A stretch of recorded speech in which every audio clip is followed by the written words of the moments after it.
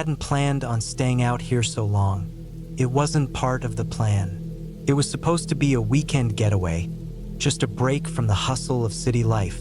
I had rented an old cabin in the woods, somewhere remote, a place where I could disconnect, think, maybe even write a little. Nothing fancy, just a one-room cabin, small, but enough to get away from everything. I was in my late 30s then, tired from work and the constant noise of living in a big city. The peace of this place was supposed to be the cure for all that. But things turned out differently. I had driven out here in the early afternoon, under a sky that was cloudless at first. The GPS wasn't much help once I got off the main road. The last few miles were all dirt tracks, rutted and narrow, twisting through dense woods that seemed to close in around me. The cabin wasn't marked anywhere, but the directions I'd gotten from the owner were clear enough.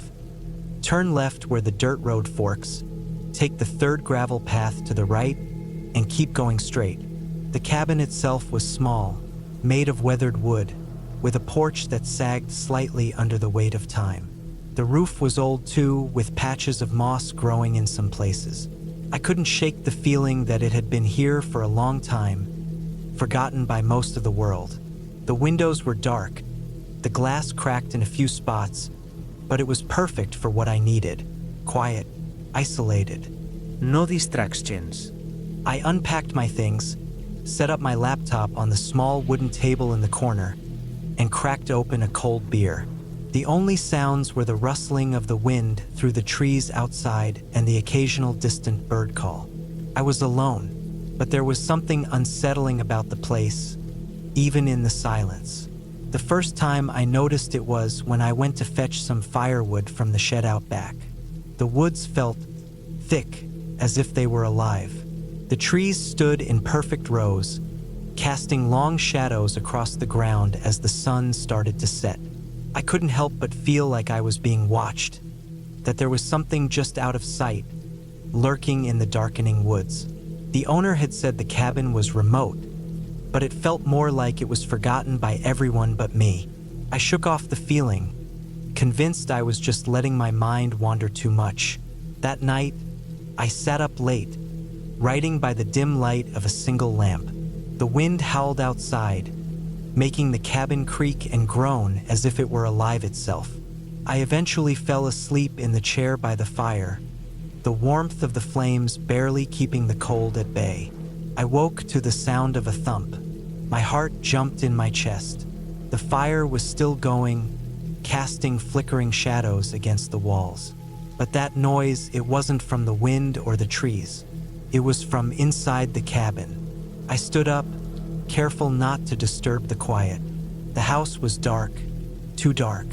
It felt colder than it should have been, as though something had crept into the room. I grabbed a flashlight from the table and slowly moved to the window. I could see nothing but the black outlines of trees against the night sky. I went to the door and stood there for a moment, my hand on the knob. The thumping continued, now it was louder, closer. And then there was something else. A scraping sound, like something moving slowly along the floor, right outside the door. I hesitated, the flashlight trembling in my hand. I was alone out here. Who could possibly be in the cabin with me? The thought of someone else, someone hiding in the shadows, made my heart race. The thump came again, followed by the scraping. I could feel my pulse in my ears.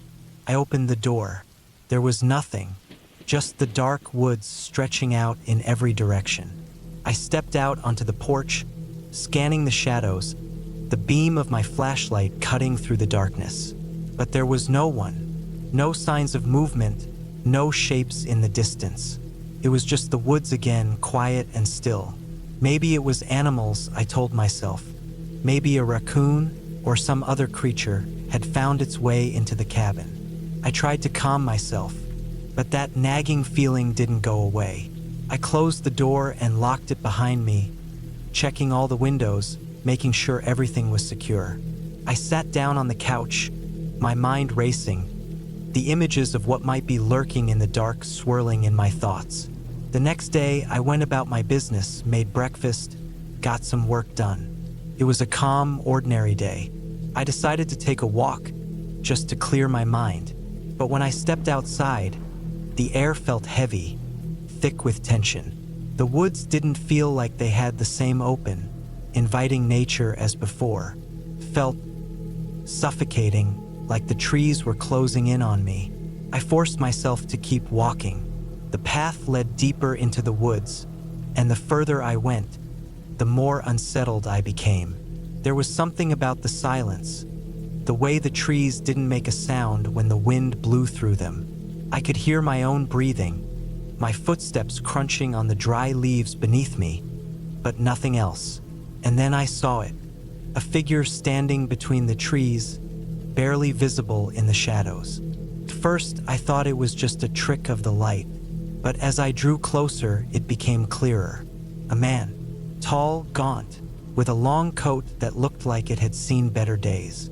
He wasn't moving, just standing there, staring at me with an intensity that made my skin crawl. I stopped dead in my tracks. My heart hammered in my chest. For a moment, I couldn't breathe, couldn't think. It was like the world had frozen. The man didn't speak. He didn't even blink. It felt like an eternity. The two of us locked in this strange, silent standoff. Then, without warning, he turned and disappeared into the trees, his figure swallowed by the shadows. I stood there for what felt like forever, just staring at the spot where he had been. Should I go after him? Was he even real? The woods around me felt darker, as though they had changed in that instant. I decided to head back to the cabin, my feet moving faster than I realized, almost running. When I got back, I checked the cabin again, every lock, every window, but there was nothing unusual, nothing out of place. I tried to dismiss the encounter as my mind playing tricks on me. Maybe I had imagined the whole thing, but deep down I knew I hadn't. That night, I locked myself in the cabin, too terrified to step outside. The wind howled again, and the cabin creaked and moaned, but I couldn't bring myself to relax. I tried to sleep, but every little noise, the crack of wood, the rustling of leaves, made me jump. I lay awake all night, eyes wide open, watching the shadows shift in the corners of the room. The next morning, I decided to leave. I couldn't shake the feeling that something wasn't right. The encounter with the man, the strange noises, the oppressive silence. It all added up to something I couldn't ignore. I packed my things quickly, almost frantically, and headed out of the cabin. As I drove away, I glanced in the rearview mirror. The cabin was small against the backdrop of the trees, almost lost in the vastness of the woods. But the feeling of being watched didn't leave me. It wasn't until I reached the main road that I started to calm down. The woods receded in my mirror, and the city felt closer with every mile. But even now, months later, I still wonder about that man. I wonder if he was real, or if I had just lost my mind in the isolation. There's a part of me that hopes he wasn't real, that the woods just played tricks on me. But I'll never know for sure.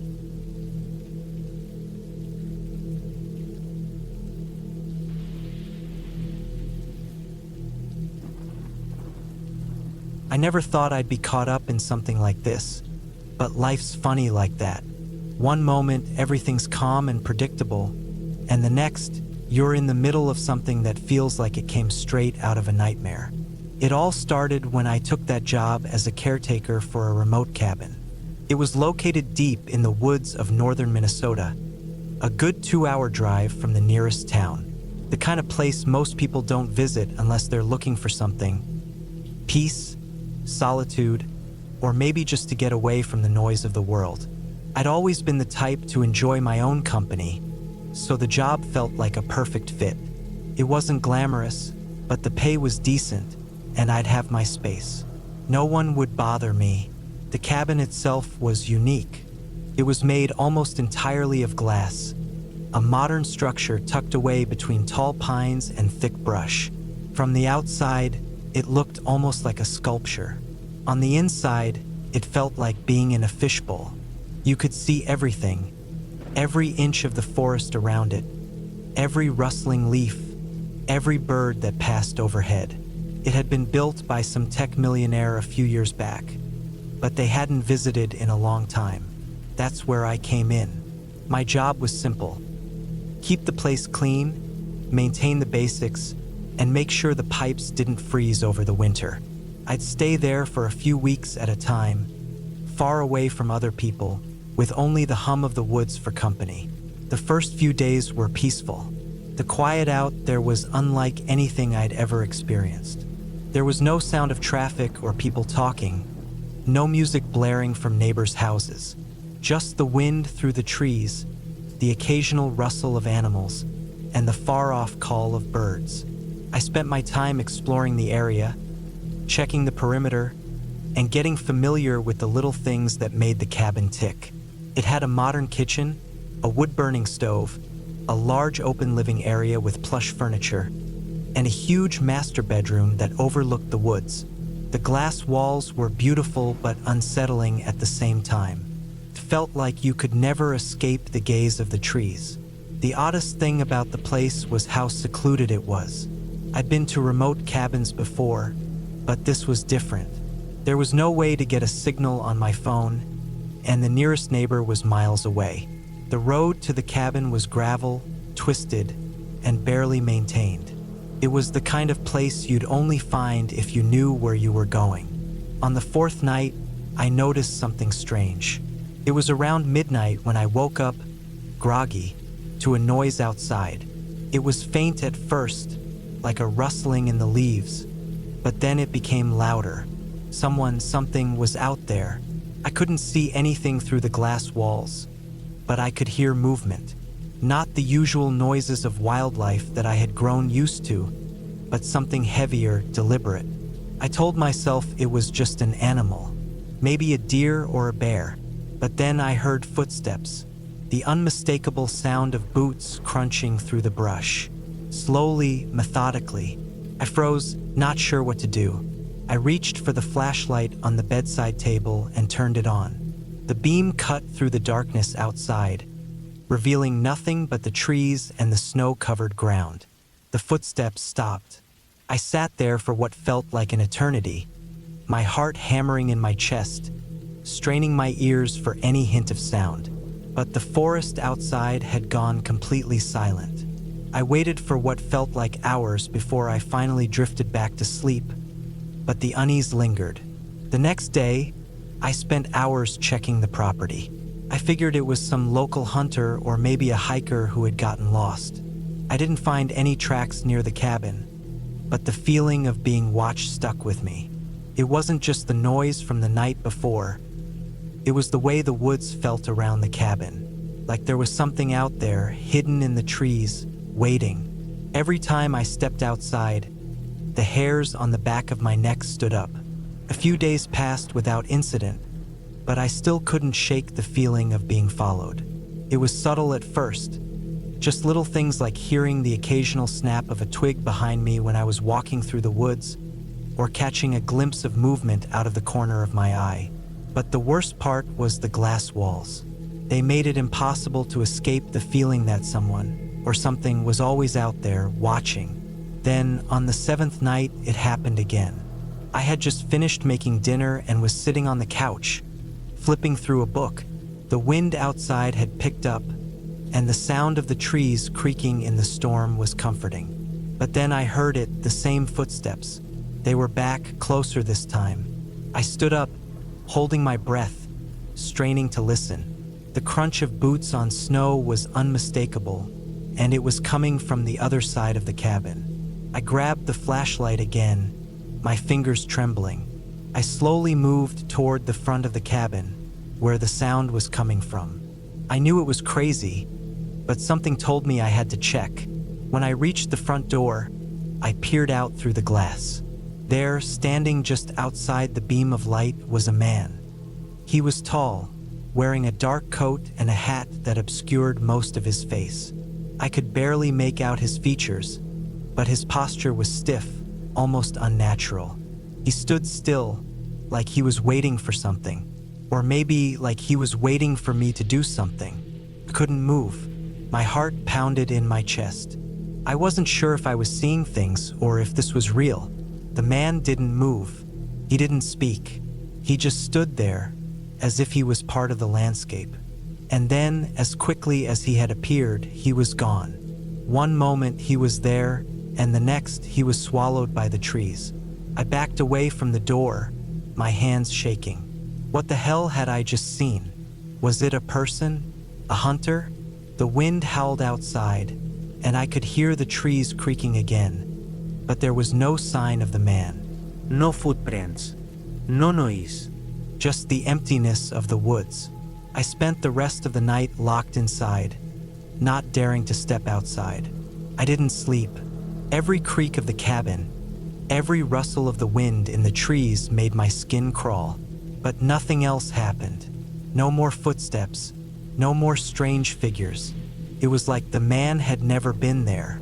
The next morning, I decided to leave. I packed up my things, convinced that whatever had happened wasn't something I could explain. As I drove down the gravel road, I looked back at the cabin. It stood there, as still and quiet as ever, but I knew I would never return.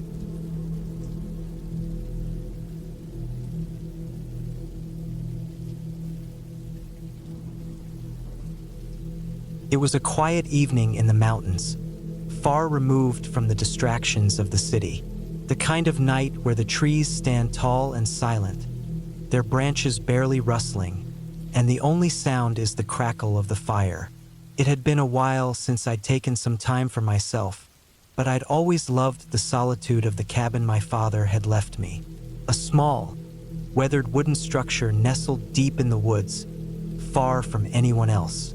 I needed the space, needed to disconnect, recharge. And of course, I had my dog, Max, with me. Loyal, steady, always at my side. Max was a mixed breed, lean and fast, with a sharp nose and intelligent eyes that could see right through me. He was my companion, my protector, and in a way, he made the loneliness bearable.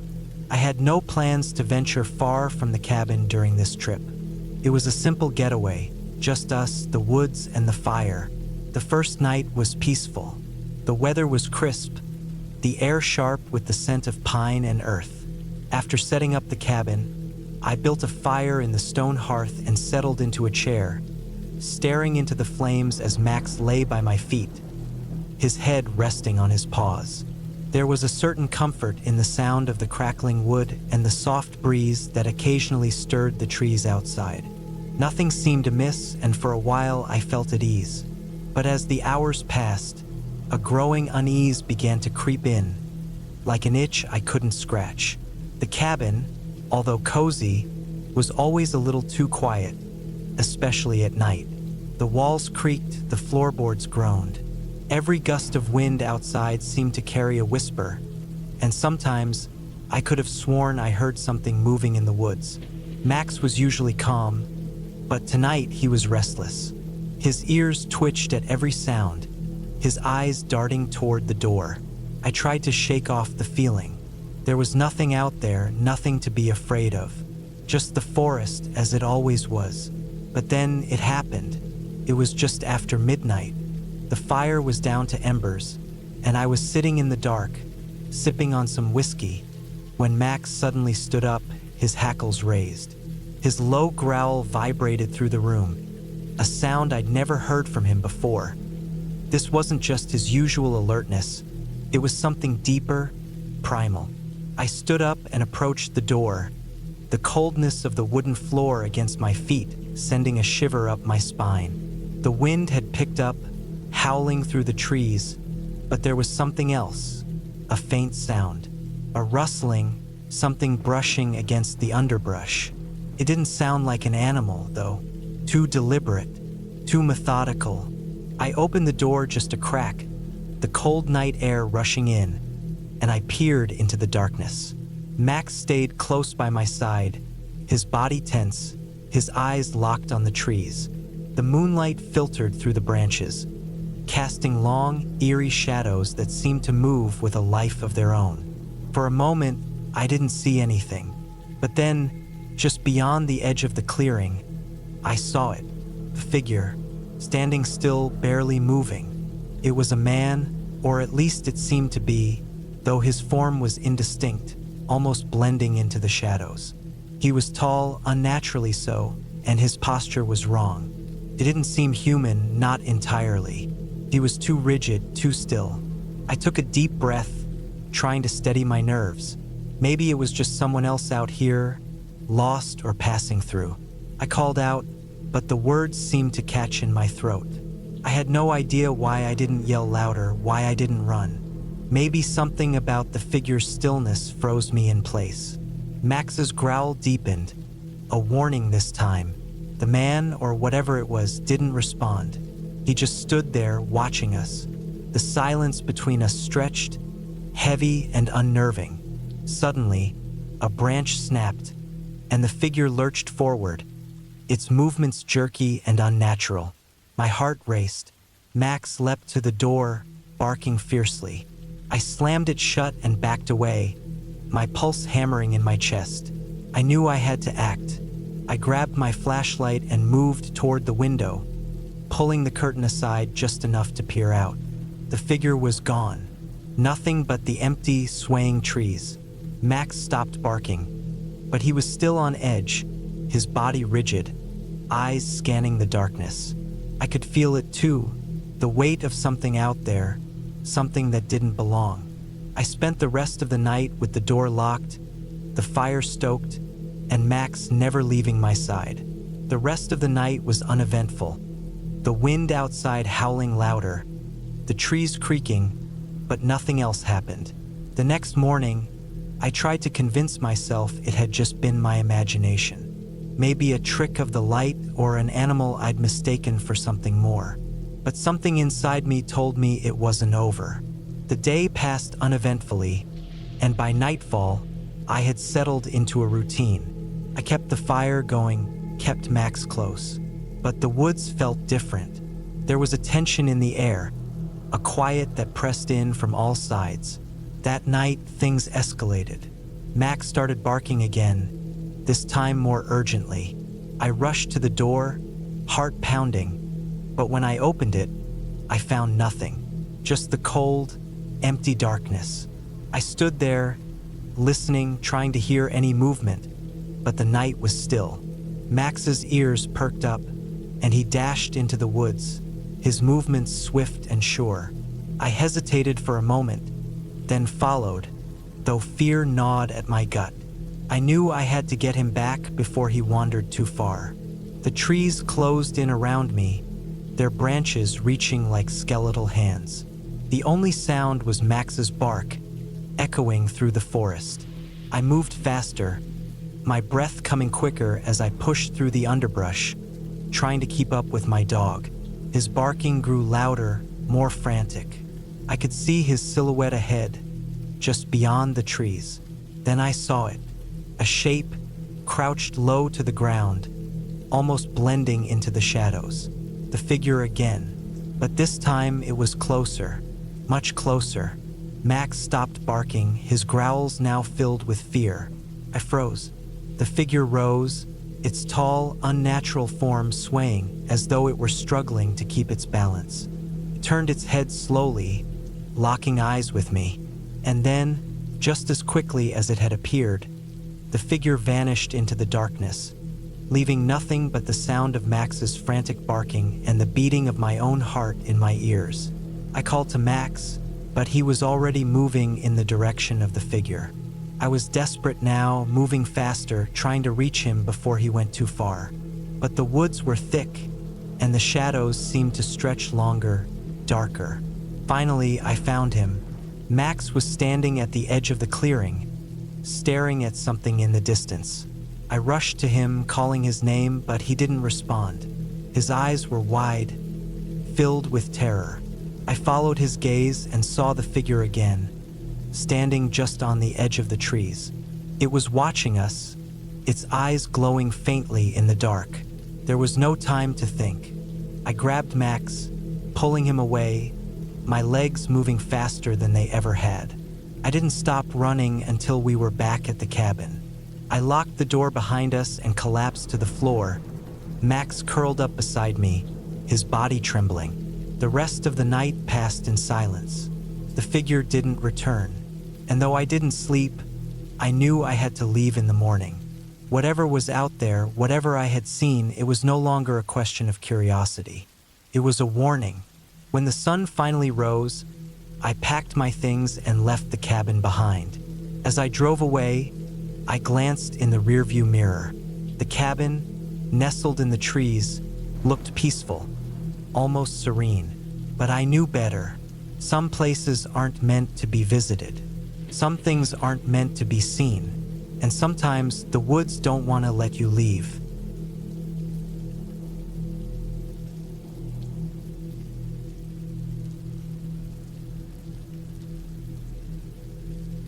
My name's Mark Holloway.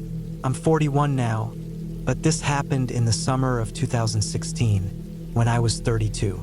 I was working for a small construction company in Oregon at the time, mostly patch jobs, roofing, and framing small structures. We weren't making much, but the work was steady, and I liked being outside more than sitting behind a desk. That summer had been dry. Dust blew in every time I opened the truck, and the trees were stiff with heat. There was a guy named Ray who used to work with us, older than me by about 20 years, but built like a bull and strong as hell.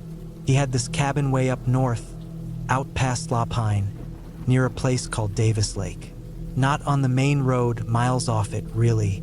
The place wasn't fancy. It was an old hunting cabin his dad had built in the 70s. Just wood, nails, and a metal roof that clanged during windstorms. No plumbing, just a hand pump well and a compost toilet out back. But it was his. Ray died that May. Heart attack in his garage. His wife, Donna, found him slumped over the back tire of his Silverado. I didn't know him as well as some of the other guys, but we'd done plenty of jobs together. When the news hit, our boss gave us the day off. A few of us went to the funeral, real quiet service at a little Lutheran church near Redmond. A few weeks later, Donna asked our crew if we could head up to the cabin and help pack some stuff up. She didn't want to keep it, said the place reminded her too much of Ray, wanted it cleared out, maybe to sell it. She couldn't do it on her own, and her kids were scattered across the state. My boss asked me to go up and take care of it. He even gave me an extra day off to drive up, clean things out, and bring back anything she needed. So that's how I ended up alone in Ray's cabin, in the middle of nowhere. The drive up took about 4.5 hours. I left on a Thursday morning with the company truck, some empty bins, and a thermos of coffee. I brought a sleeping bag and a cooler too, just in case I had to spend the night.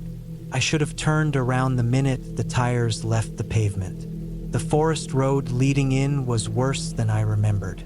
It forked in weird places and had no signage. I got lost twice, had to backtrack nearly a mile after realizing I'd taken a deer trail instead of the turnoff. The trees leaned in tight from both sides, and the air was dead still. When I finally rolled up to the cabin, it looked the same as it had the last time I saw it.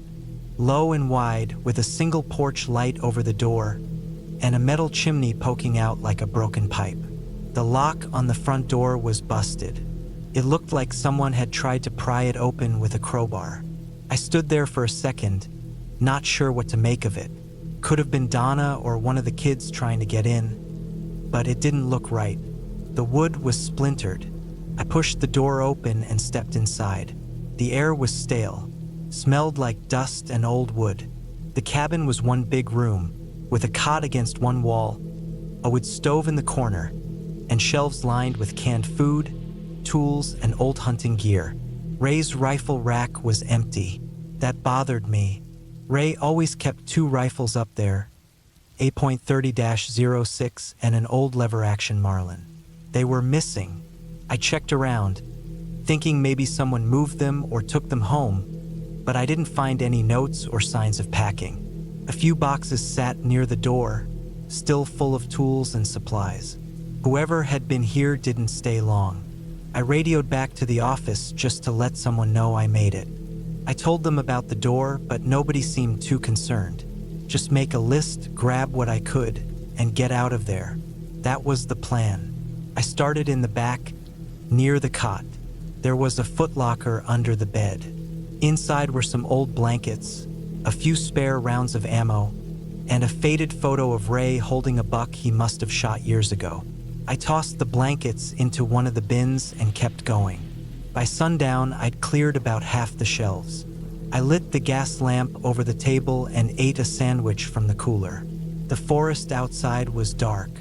No crickets, no wind. Just the hum of the lamp and the sound of wood creaking under its own weight. I wasn't planning on staying, but by the time I finished sorting through the gear, it was almost 10. Driving that road back in the dark didn't seem smart.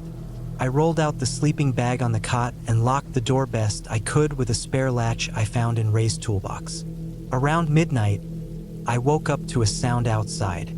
At first, I thought it was an animal, something rustling in the brush, but it was too steady, too slow, like someone walking. I sat up, heart pounding. The lamp had gone out, and the cabin was pitch black.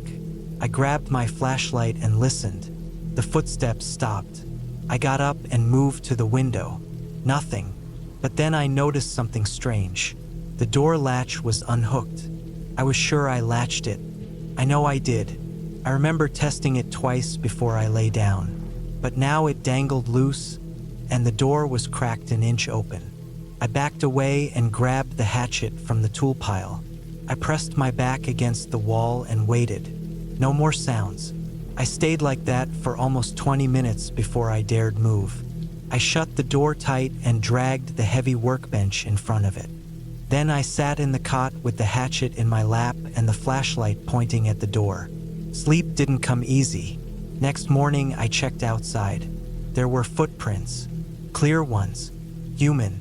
Barefoot too, which made it even worse.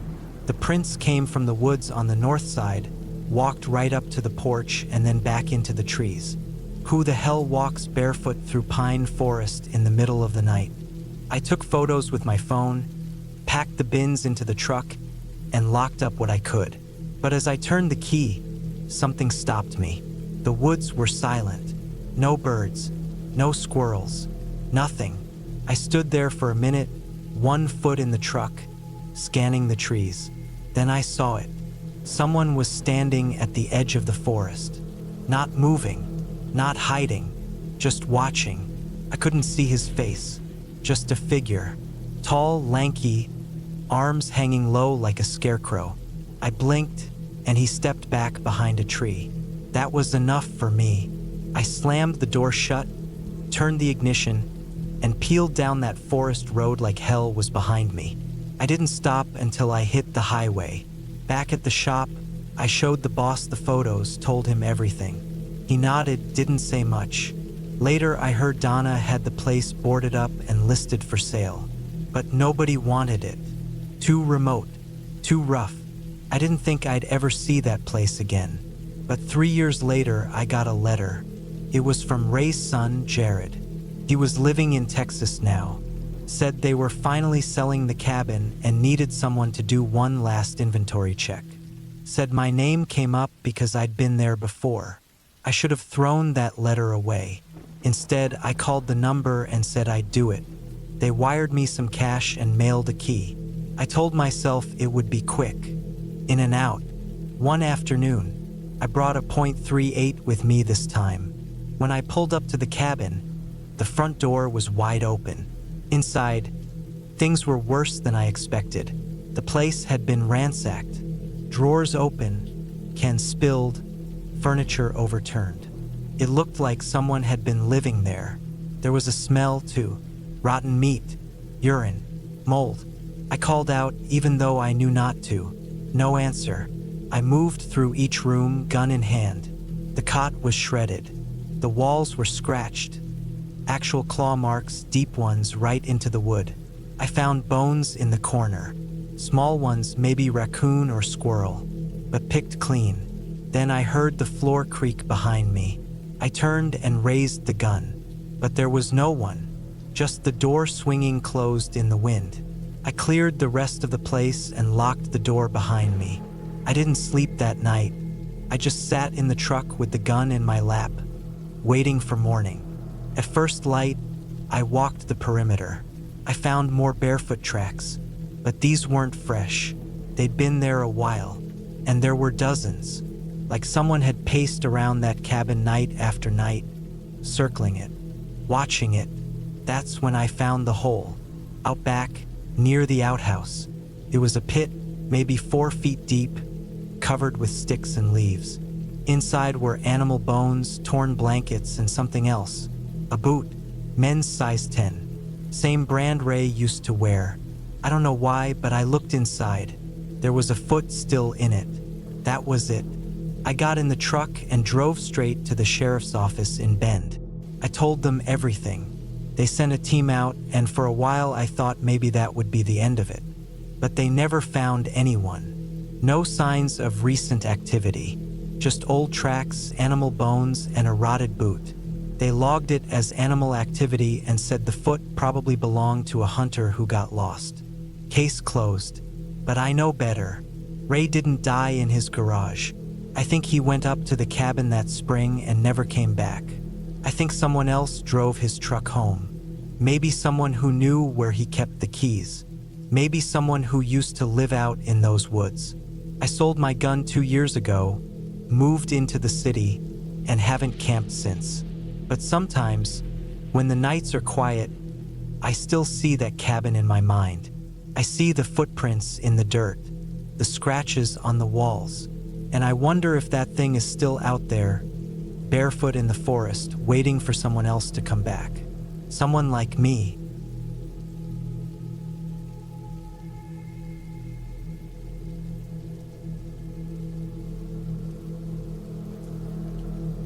It was October 2018 when I took the trip. I had just turned 37, recently gone through a split with my girlfriend of 4 years, and work was burning me out. I was managing a logistics team at a warehouse in Des Moines, Iowa, and the stress of daily deadlines, staffing issues, and corporate restructuring had been gnawing at me for over a year. I wasn't sleeping right. I had put on weight. My blood pressure was up, and I could feel myself getting irritable over the smallest things. I didn't have kids. I didn't have any real reason to stay in the city, so when my cousin Brad mentioned he was selling off some old land our grandfather left us near the Nebraska border, I asked if I could go stay out there for a bit before it got sold. Brad said that was fine as long as I didn't mind being out there alone. The place was barely kept up, a hunting cabin we hadn't visited since we were teens. But that was exactly what I needed. A break, a chance to be by myself, away from computers, schedules, and meetings. The land was about 40 acres, tucked off an unpaved service road a few miles off Highway 20. If you weren't looking for the turn, you'd miss it. Just brush and gravel and the remnants of a cattle fence long since fallen apart. Brad had last been out there 5 years ago, said the cabin was still standing but probably musty and cold. I packed my Ford Escape with a sleeping bag, propane heater, canned food, a rifle, and some basic tools. I brought firewood in case the fireplace worked, and enough bottled water for a week. I also brought my old hiking boots and 2 pocket knives, just out of habit more than necessity. It took 5 hours to get there from Des Moines. The last stretch down the dirt road was rough, and at times I wasn't sure the SUV would make it through the soft parts. But eventually I reached the clearing. The cabin was still there, sagging a little more than I remembered, but intact. One window was cracked. The porch steps were soft and gave a little under my weight. The forest had crept in on all sides. Tall pines and dense brush, branches almost brushing the roof. It was secluded, quiet, no cell signal at all. That was the point. Inside it was cold and dark. Dust layered every surface. There was a moldy smell, but nothing unbearable. I opened the windows to air it out and lit the propane heater while I unpacked. The cabin was just one room, with a wood stove in the corner, a cot against the back wall, and a table with 2 chairs near the front. There was no plumbing, no electricity, but I'd known that going in. That first night, I slept surprisingly well. The silence was total. No traffic, no buzzing streetlights, no neighbors yelling. Just the sound of wind moving through the trees. I sat by the fire most of the evening, watching the flames and thinking about nothing. It was the second night that something felt different. I'd spent the day hiking the trails that wove through the trees behind the cabin, remembering how Brad and I used to shoot squirrels and build forts from fallen logs. It was nostalgic, peaceful. I saw deer prints, coyote scat, and even a pile of bones, maybe a raccoon or something smaller. Nature doing its thing. But that night, around 1 or 2 in the morning, I woke up. Not to a noise, just a feeling, like something had changed in the room. The fire had died down to embers, and the heater hissed quietly in the corner. But I felt watched. I sat up and listened. Nothing. No footsteps. No branches cracking. Just wind. I checked the door. Still locked. I looked out the window. Just blackness. But I couldn't shake the unease. I figured it was just being out of my comfort zone. No big deal. I went back to sleep. The next morning, I found something strange near the edge of the clearing. Footprints. Not mine. I followed them a few feet into the brush. They led in from the trees, circled behind the cabin, and disappeared near a thicket. I knelt and looked closely. They were deep, like someone heavy had made them. Size 11, maybe 12. Not fresh, but not old either. Could have been from a hunter. Maybe someone just passing through. Still, it was weird. This wasn't public land. It was private property, and it had no trail markers, no campsites. The idea that someone had walked around the cabin in the night without knocking or announcing themselves unsettled me. That night, I locked the door again and kept the rifle closer to the cot. I didn't sleep well. I kept listening for sounds, but the woods were quiet again. The fire cracked. The heater hissed. I dozed off and on. Around 3, I woke up again. This time it was a sound, a soft scratching near the door. I froze. I didn't move.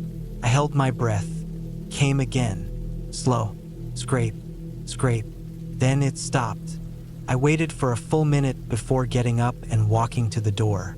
I didn't open it. I just stood there listening. My heart was thudding in my chest. I couldn't hear anything. I looked through the window again. Nothing. Just darkness and the vague shapes of trees. The heater was still hissing. I stayed awake the rest of the night. When the sun came up, I went outside and looked around. No new prints. No scratches on the door. Nothing to prove anything had happened. I told myself it was probably a raccoon or some animal nosing around. I went for another hike, trying to relax. I brought the rifle this time, just in case. But I couldn't shake the feeling I was being watched. Every time I stopped, I thought I heard movement behind me. Twigs snapping, the shuffle of leaves. But nothing ever showed itself. That night, I built a bigger fire and didn't sleep at all. I sat in the chair facing the door, rifle across my lap. The wind howled outside, and the trees groaned, but otherwise it was still. At some point, just before dawn, I heard footsteps. Not an animal. Heavy, deliberate, crunching through the brush. I stood up, slowly, and stepped to the window. I could barely see, but there was movement, just at the edge of the clearing. A tall shape, too tall. It wasn't walking like a person. It sort of shuffled. Its limbs didn't move right, like it was injured or pretending. Then it stopped, dead still. I couldn't make out details, just the silhouette. It was turned toward the cabin, toward me. It stayed like that for maybe 10 minutes. Then it backed away, slowly, and disappeared into the trees. I didn't move until the sun was up. When I went outside, there were tracks again. Barefoot, in the frost. Nos shoes. Human-shaped, but longer. The toes splayed wide, and the stride was too long for someone of average height. I followed them for a while, shotgun in hand, but they disappeared into a rocky slope near a dry creek bed. I didn't want to follow further. That day, I considered packing up and leaving, but the SUV was low on gas, and I didn't feel right traveling without sleep. I told myself I'd stay one more night, then head out in the morning. I made sure the fire was stocked high. I moved the cot to the far wall and kept the rifle next to me. I even set up a small tripwire bell system I'd made with some fishing line and tin cans. It wasn't much, but it made me feel better. At around midnight, I heard the bell. Just one ring, then silence. I grabbed the rifle and moved to the window. Nothing. Then I saw it again. The same tall shape standing at the treeline. Stepped forward, slow, deliberate, and then it crawled. Not walked. It dropped to all fours and moved fast. Inhum anli fast. Across the clearing, toward the cabin. I backed away from the window and raised the rifle. Pointed it at the door. My heart was pounding so loud I thought I'd faint. Then the scratching started again. This time it wasn't slow. It was frantic, like claws on the wood. Then silence. I waited for hours. It never tried to break in. It never made another sound. When daylight came, I opened the door. There were deep gouges in the wood, and on the ground hair. Coarse, dark, like from a deer, but thicker, clotted. I packed my gear in 10 minutes. I didn't clean up. I didn't check the trails. I drove out, swerving through the brush and bouncing down the dirt road until I hit the highway. I didn't stop until I was halfway home. I never told Brad what I saw. I told him the place was too cold, too isolated. He sold the land 2 months later. Whoever bought it tore the cabin down, built a new structure further back from the road. I've looked it up on satellite maps. There's a new fence, solar panels, even a barn. But every so often, I wake up in the middle of the night, heart pounding, listening for scratching, and I remember that shape in the trees, the way it crawled, the way it waited. It wasn't a person. It wasn't an animal. I don't know what it was, but I know it watched me, and I know it's still out there.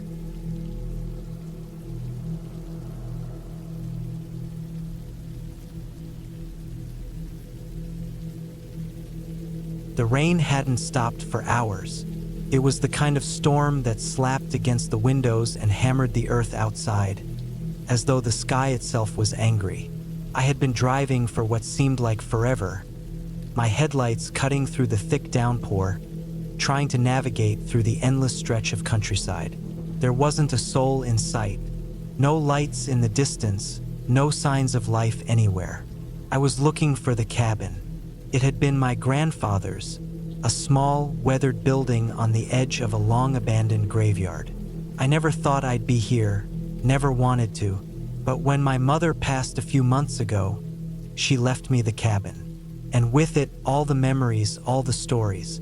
My mom never talked much about her side of the family, but I knew enough to understand that her childhood here had been strange, to say the least. The few times she mentioned the cabin, there was always an underlying tone, something off about it. Still, when she left it to me, I couldn't turn it down. It seemed like the right thing to do. I wasn't prepared for the isolation. The road finally took a sharp turn, and there it was, the cabin, the same one I'd seen in old photographs, with its sagging roof and rotting wood. It sat just behind a rusted iron gate, half hidden by the overgrowth, like it had been swallowed by the earth over time. The graveyard stretched out beyond it, rows of weathered headstones leaning at odd angles. Some were so old the names had worn away, while others were fresh, their granite surfaces gleaming faintly in the rain. The place felt dead, not just in the literal sense, but in a way that made you question whether it had ever truly been alive at all. I parked my car near the gate, took a deep breath, and stepped out into the rain. My boots sunk slightly into the muddy earth as I made my way toward the cabin. The wind howled, making the trees creak in protest, and the dark clouds overhead seemed to hang heavier the closer I got. It was as if the world itself was pressing down on me, making everything feel tight, suffocating. But the cabin was my responsibility now, no matter how strange it felt to be standing here. The door creaked open with a groan as I stepped inside. The air inside was stale, filled with the smell of mildew and old wood. It was cold, colder than it should have been for a late spring evening. My breath fogged up in the air as I made my way through the darkened rooms, my flashlight beam darting around, revealing the dust-covered furniture and cobwebs hanging from the ceiling. The cabin was small, just a living room, a kitchen, and 2 bedrooms. There was no need for more.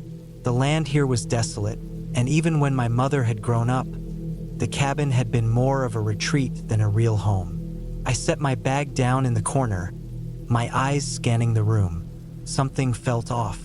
Not in the way I had expected, like a creeping sense of unease from a long-forgotten past. It wasn't just the isolation, though that certainly contributed. There was something in the air, something thicker than the rainwater soaking into the wood. The kind of feeling you get when you know you're being watched but can't see anyone. I walked over to the small kitchen and began to unpack some supplies. As I opened a cupboard to store the canned food, a small object caught my eye. It was a black and white photograph, tucked under an old stack of papers. I picked it up carefully, wiping the dust away. It was a photo of a woman, standing near the cabin, her face partially obscured by shadows. Her clothes were old-fashioned, almost Victorian, and her eyes seemed too dark, too piercing. There was something unsettling about the way she looked, something predatory, like she was waiting for me to look back at her. I shoved the photo back into the cupboard quickly, trying to shake off the strange feeling. I spent the next hour or so settling in, trying to make the place livable. I stacked firewood by the hearth, cleaned the fireplace, and made sure the cabin was secure for the night. The storm outside raged on, the wind battering against the walls, making the whole cabin groan and creak in protest. By the time I finished, I was exhausted. It had been a long drive, and the weight of the cabin's history was wearing on me. I didn't want to be here longer than necessary, but some duty, kept me from leaving. I decided to turn in early. The bed was small, tucked into one of the bedrooms at the back of the cabin. The sheets were old, but clean, and the mattress creaked as I laid down, staring up at the ceiling. The storm had settled a bit, but the occasional clap of thunder shook the house. Every time I tried to close my eyes, I thought I could hear something, like a footstep or the sound of something brushing against the walls outside. It was ridiculous, I told myself. There was no one out there, but it kept happening, just enough to keep me from sleep. I got up around midnight, my nerves shot. I needed something to calm me down. I grabbed a jacket and stepped outside. The rain still coming down in sheets, but at least the wind had died off. The graveyard loomed just beyond the cabin, the headstones like dark sentinels, watching me as I walked toward the old iron fence. I don't know why I went there. Something pulled me. Maybe it was the need to understand why I felt so uneasy, or maybe I just wanted to stretch my legs after being cooped up inside all evening. But as I walked, the hairs on the back of my neck stood up. I reached the gate, the rusted metal cold under my fingers. As I peered into the graveyard, I saw something, a figure. It wasn't tall, but it was hunched, like someone crouching in the shadows. My heart skipped a beat. I couldn't tell if it was just the angle, the rain distorting the light, or if there was really someone there. I took a step forward, then another, the wet ground squishing under my boots. As I got closer, the figure seemed to grow larger, more defined. I squinted, trying to make out any details, but the shadows made it impossible. And then, just as I was about to step into the graveyard, the figure moved. A sharp, jerking motion, almost too fast, sent a chill down my spine. I froze. I couldn't tell what it was, man, woman, or something else entirely, but I knew I wasn't alone. I turned and ran back to the cabin, my heart pounding in my chest. My mind raced with thoughts. Maybe it was just an animal or someone who had gotten lost in the storm. But the way it moved, no animal moved like that, and there was no one else for miles. I bolted the door shut behind me, leaning against it for a moment to catch my breath. The rain pounded against the roof, but all I could hear in that moment was the beating of my heart, too loud in the silence of the cabin. I didn't sleep that night, not at all. Every creak of the cabin, every snap of a branch outside, made me jump. I stayed awake until the first light of dawn, barely daring to move. By morning, the storm had cleared. The sun was weak, casting a pale light over the cabin and the graveyard beyond. Everything felt still, too still, like the world was holding its breath. I spent the next few hours packing up my things. There was no way I was staying another night. I'd figure out what to do with the cabin later, maybe sell it, maybe have it torn down. But I wasn't staying. As I walked to my car, I glanced one last time toward the graveyard. The figure was gone. But there, at the edge of the fence, was a freshly dug grave. A simple mound of dirt. No marker. Just a fresh hole in the earth. And that was when I knew. I wasn't just staying in a cabin in a graveyard. I was staying in a place where the dead still had a voice.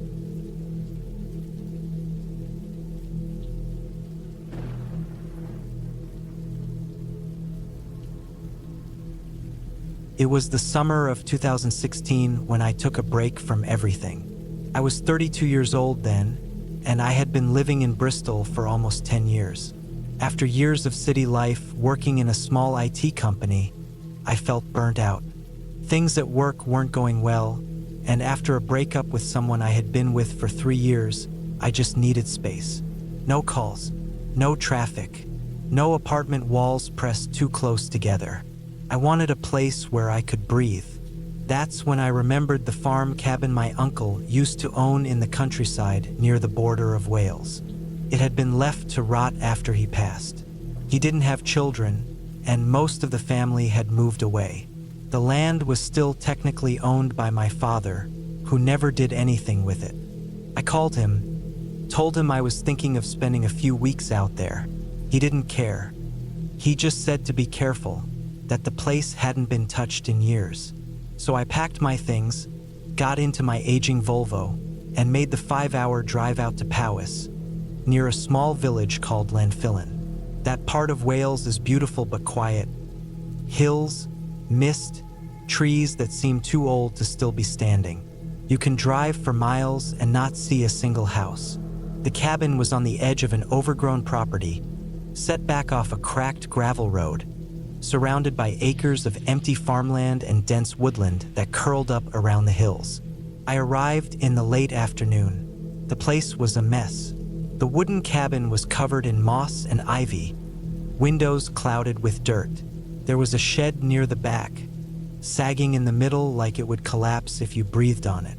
I parked beside the house and stepped out. The air smelled earthy, rich with the scent of wet leaves and old bark. It was quiet, not peaceful quiet, but a kind of silence that made your ears ring. I had brought basic supplies, food for a few weeks, bottled water, tools, a battery-powered generator, and a few solar lights I could hang up. I had no plans to live in luxury. I just wanted to be away. Inside, the cabin was mostly intact. The floorboards creaked, and there was a layer of dust on everything, but the structure was solid. There was a single bedroom, a bathroom with a water tank that hadn't been used in years, and a kitchen that still had pots and pans from who knows when. I spent the rest of the evening cleaning, setting up my gear, and making a spot to sleep. By nightfall, I had the place lit with soft yellow bulbs, a small stove going to warm the air, and a simple meal in my stomach. I sat on the old wooden porch with a cup of coffee, looking out at the dark fields and tree lines. No phone signal, no internet, just me and the wind. The first night was quiet. I slept better than I had in months. It wasn't until the third day that I started to feel like something wasn't right. I woke up that morning and noticed something odd near the tree line. About 50 meters from the back of the cabin, there was a pile of rocks that hadn't been there before, just stacked up like someone had built a small tower. I assumed it was animals or maybe the result of old farming debris. I didn't think much of it, but the next morning the stack was gone. In its place were 3 long pieces of wood, laid on the ground in the shape of an arrow, pointing toward the woods. That's when I started keeping track of everything. Each day something small changed. One morning, I found an old bucket hanging from a branch that hadn't been there before. Another day, the shed door, which I always kept closed with a rope, was wide open, rope missing. The 5th night, I was woken up by a loud bang outside. Around 2 a.m., I jumped out of bed, heart pounding. I grabbed the flashlight and shined it through the dirty window. Nothing, just wind and shadows. I stayed up until sunrise, pacing the cabin. The next morning, I checked around. One of the wooden chairs I had on the porch was gone. It was just gone. I didn't sleep that night either. By the end of the first week, I felt like I was being watched. That kind of thing is hard to explain. It's not just paranoia. It's the way the air feels heavier, like something is near, just outside of sight. Every time I walked outside, I caught myself glancing at the trees, scanning for movement. I started carrying a hammer with me, even during the day. I thought about leaving. I had my car. I could have driven away, but I told myself it was nothing. Just an old property playing tricks on me. My brain trying to fill in the silence. That's what I kept telling myself. Then things got worse. One morning, I walked out and found animal bones stacked in a neat little pile by the back steps. Clean, dry bones. A skull on top. A rabbit or something like that. It wasn't there the night before. 2 days later, I found footprints in the mud behind the cabin. Bare feet, human, leading from the edge of the woods to the back door, then back again. I didn't sleep that night. I sat in the living room with every light I had on, hammer in hand, staring at the door. Nothing happened. In the morning, I found the generator unplugged. I had to go into town. I needed a break. I drove to Landfillin and sat in the little pub for hours, nursing a warm pint and pretending I was just passing through. I thought about staying at a motel, but something pulled me back. I told myself I was imagining everything, that nobody was out there, that the weirdness was all in my head. So I went back. That was my mistake. I stayed 1 more week. The weirdness never stopped.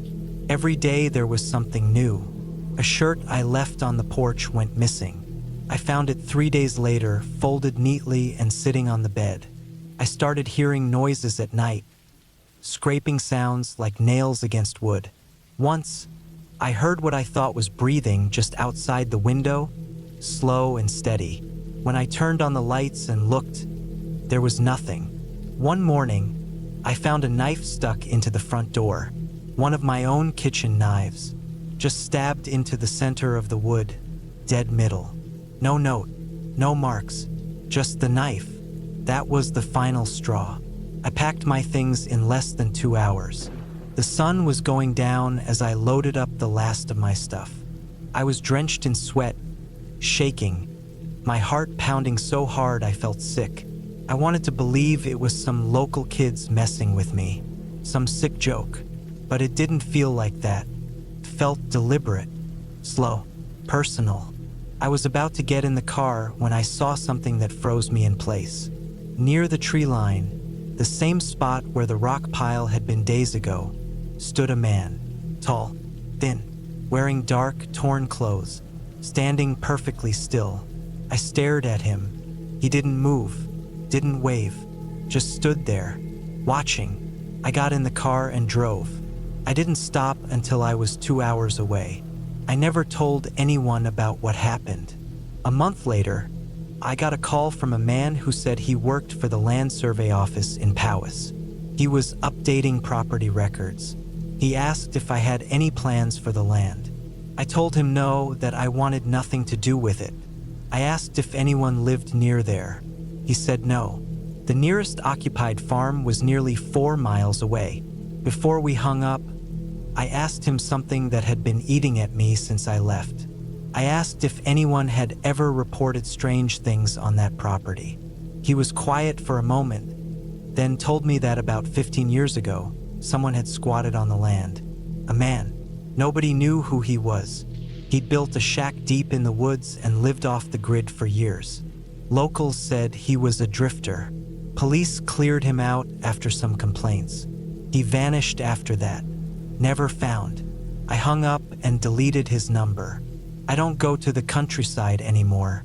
I never saw that man's face clearly, but sometimes, late at night, I see him in my head, standing at the edge of the trees, watching, waiting, and I still don't know what he wanted, or how long he had been watching me before I noticed. But I do know one thing: that cabin isn't empty, and it never was.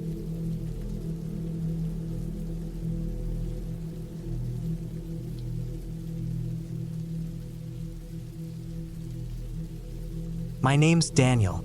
I was 35 at the time this happened, back in 2014.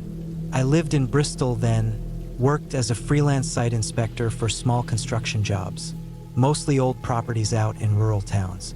I was the kind of guy who liked peace and quiet, never liked crowds much. I didn't have kids, wasn't married, and didn't have many friends. I liked being out of the way, away from people. I'd been hired by a guy named McAllister. He was older, maybe in his 60s, and he'd bought an old timber frame cabin near a place called Knighton, on the border between Wales and England. The place had been abandoned for a while, apparently since the late 80s. It was small, just one main room, a tiny kitchen, and a bedroom off to the side. No modern heating, just an old cast iron stove and a fireplace. McAllister had plans to fix it up. Not for renting or selling. He wanted to retire there in a few years, and before any proper renovation crew came in, he wanted someone to go out there for a few nights, check the foundation, the roof, water access, anything that might be a money pit before he threw any real cash at it. He paid me in advance for 3 nights. I'd sleep there, test the plumbing, check the insulation, monitor for any wildlife damage or structural issues. I'd done similar things before, usually in cottages or old council houses, but this was a proper cabin in the woods. He said there was a generator, but it might be unreliable. There was no mobile signal, and the nearest proper road was about 2 miles away, with only a gravel path leading up to the place. It sounded perfect. The week before I left, it rained constantly. That part of the country, Shropshire and Powys, gets drenched in early spring. When I got there on a Monday morning, the dirt path up to the cabin was so muddy I had to leave my van halfway and walk the rest of the way on foot, carrying 2 bags, one with tools and the other with clothes and food.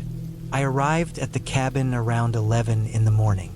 The trees were so thick around the place that it looked like someone had just dropped the house in the middle of a forest. Everything was wet and dark, even though it was daytime. The wood of the cabin was grayed, warped in some places. Ivy climbed halfway up the side, and the front door creaked when I opened it. Inside, the place smelled like damp wood and old dust. There was one small window in the main room and another in the bedroom. The kitchen was basic, just a deep sink, a hand pump for water, and some empty shelves. I found the fuse box, checked the generator, and fired it up. It rattled and wheezed but came to life. Some dim bulbs flickered on. I spent the first day inspecting everything. Took photos, wrote down notes, measured corners, knocked on beams. The cabin was in better shape than I expected. The roof didn't leak, though there were a few soft spots. The floorboards groaned, but they were solid. I checked under the cabin, crawled into the low space under the back wall, and found some droppings, probably fox or badger, but no rot or real danger. That night, I built a fire in the stove and ate some soup out of a tin. The wind outside kept shaking the trees, and it was hard to tell what was a real sound and what was just the forest settling. I wasn't scared, but I was alert. In the woods, sounds bounce weird. I'd been alone in places like this before, but never this far out. By 10, I turned the generator off to save fuel. I used a headlamp to brush my teeth and went to bed on the old cot someone had left there. I remember waking up once in the night because I thought I heard a scratching sound outside, but I was half asleep and figured it was just an animal, maybe a branch. I didn't get up. The second day was more of the same. I tested the water line, climbed onto the roof with my ladder, took more photos. I ate lunch sitting on the steps, facing the trees. It rained on and off all day, never heavy, just a constant drizzle. I saw no other people, no animals, not even a bird.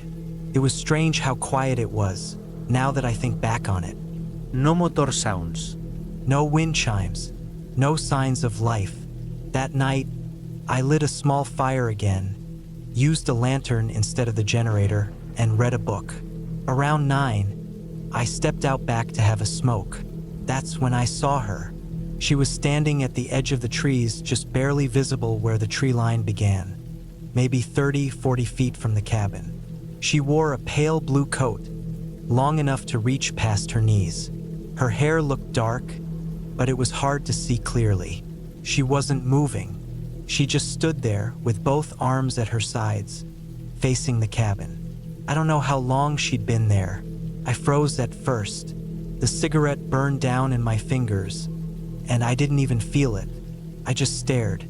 I waited for her to move, to wave, to say something, but she didn't. I backed inside slowly and closed the door, locked it. Then I went to the window and looked through the slit in the curtain. She was still there.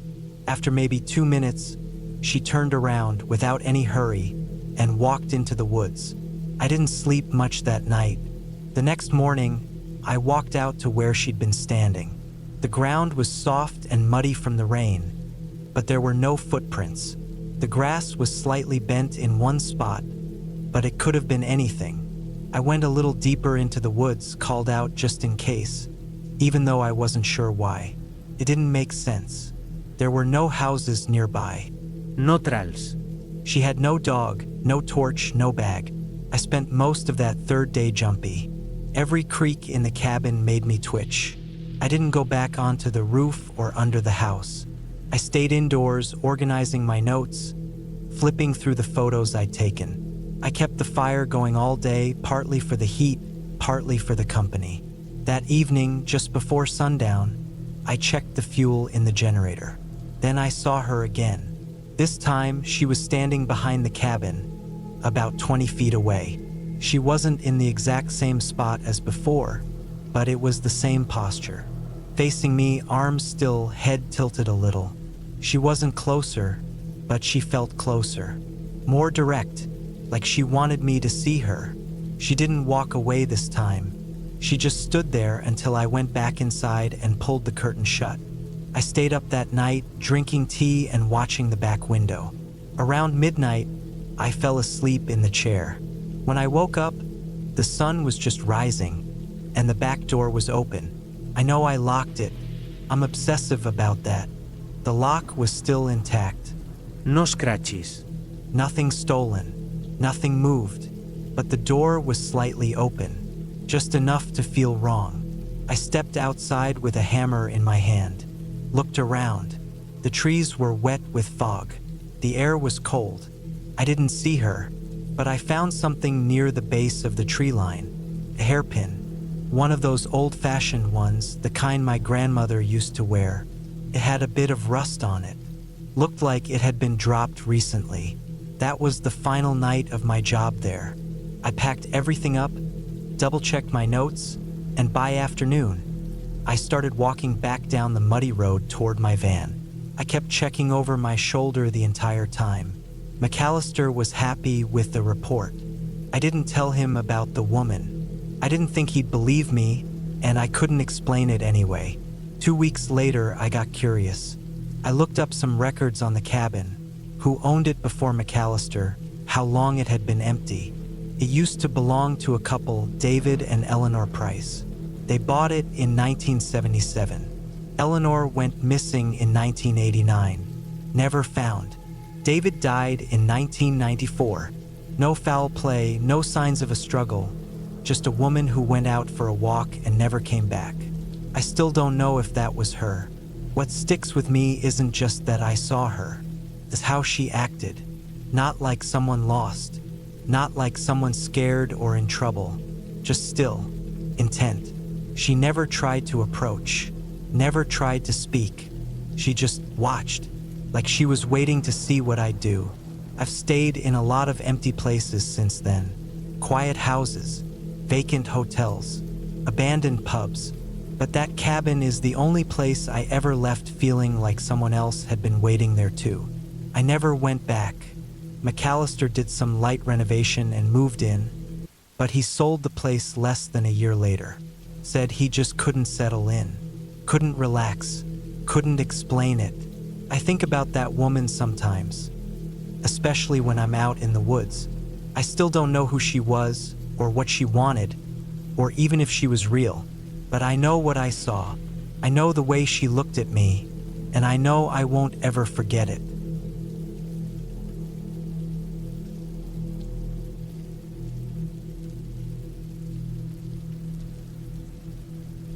I was 35 when I decided to leave everything behind and go off the grid for a while.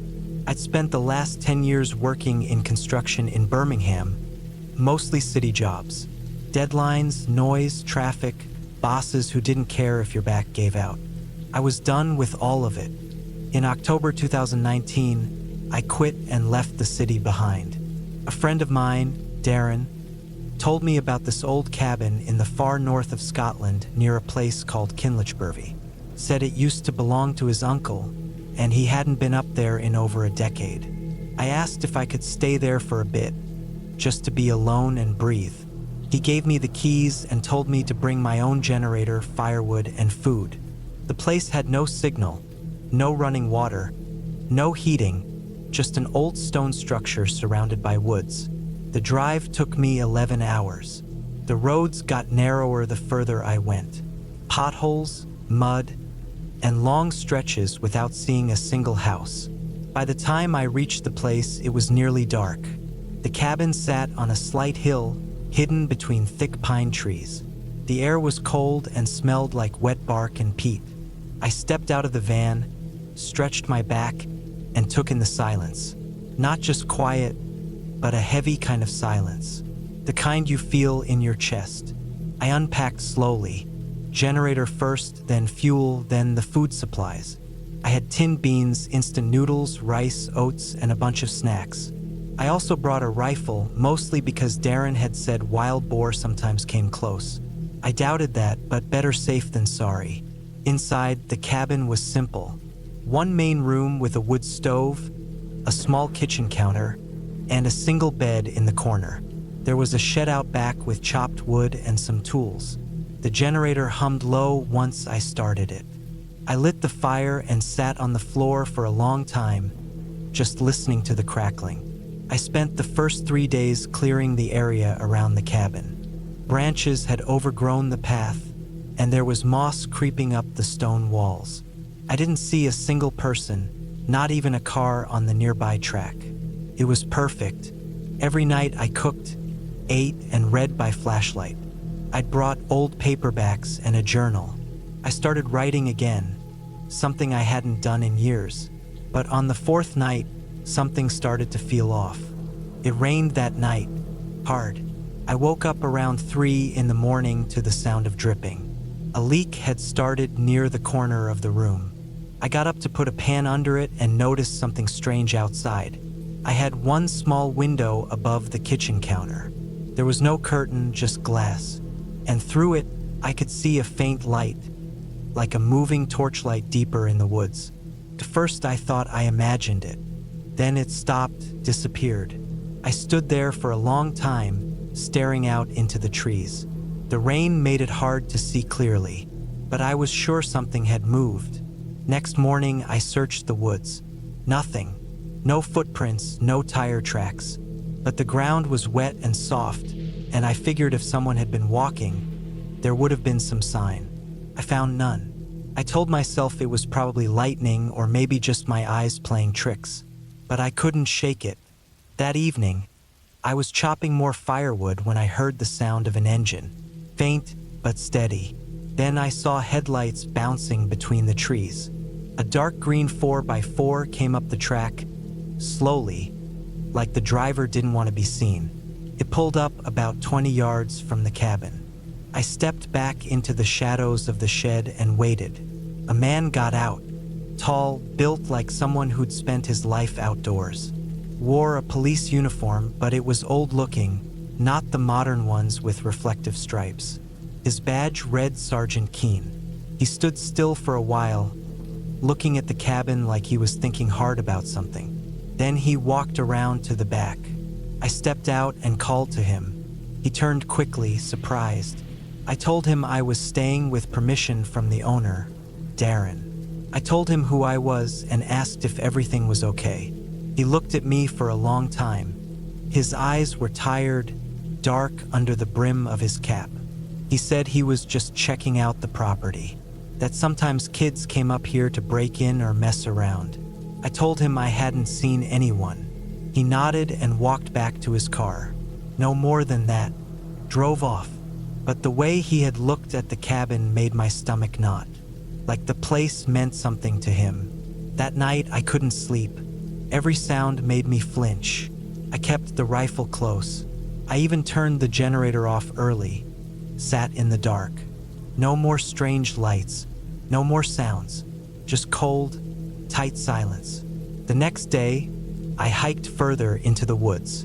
I found a small, man-made clearing about 20 minutes away. There were rusted tin cans, a burned-out fire pit, and something else. Patch of disturbed earth, like someone had dug there recently. The soil was a different color.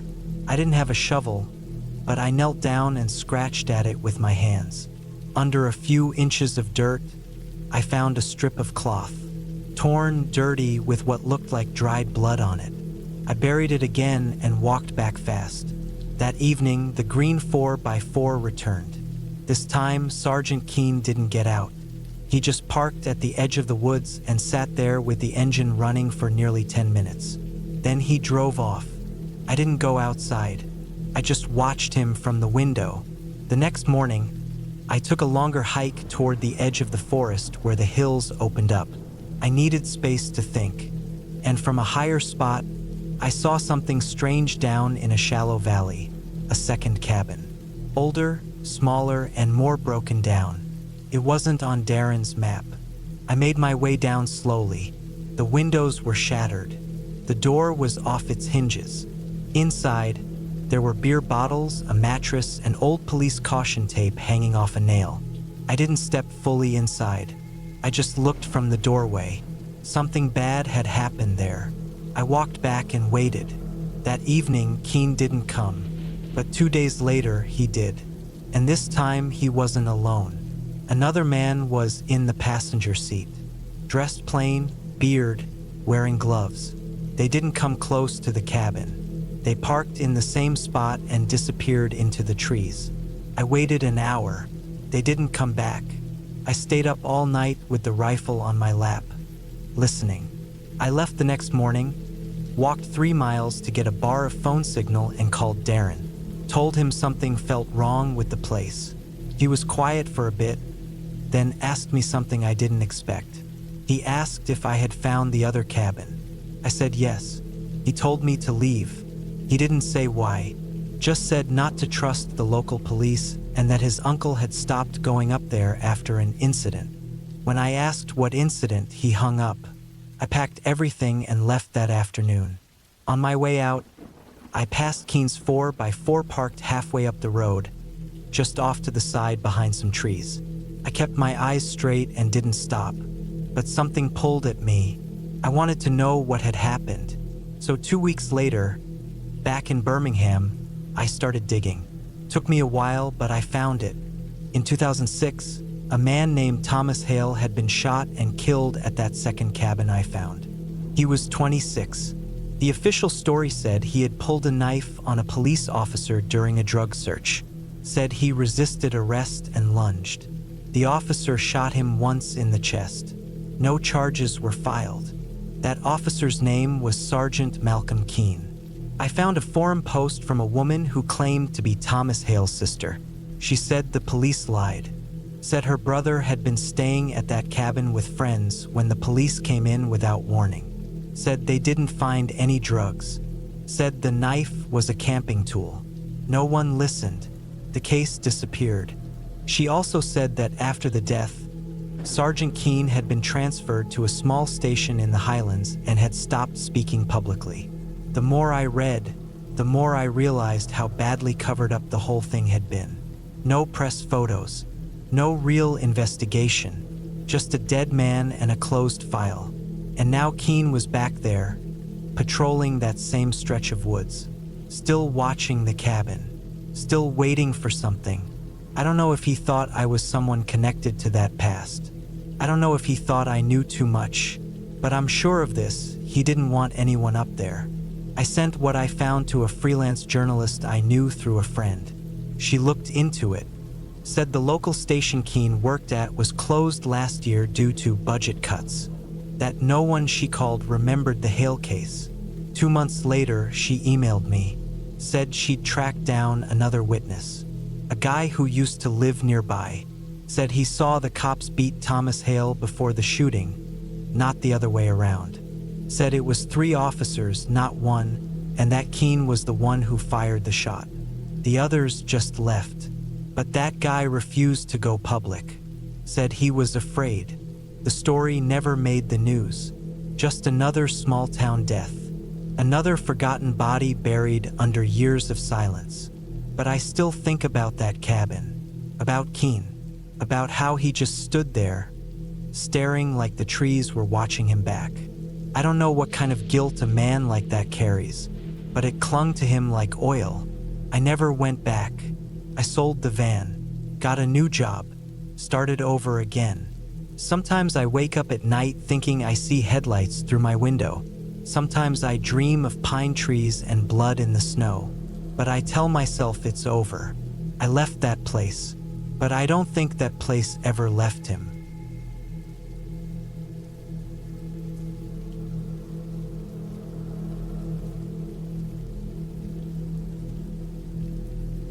It was September of 2022 when I found myself driving through northern Minnesota again, for the first time in nearly 5 years.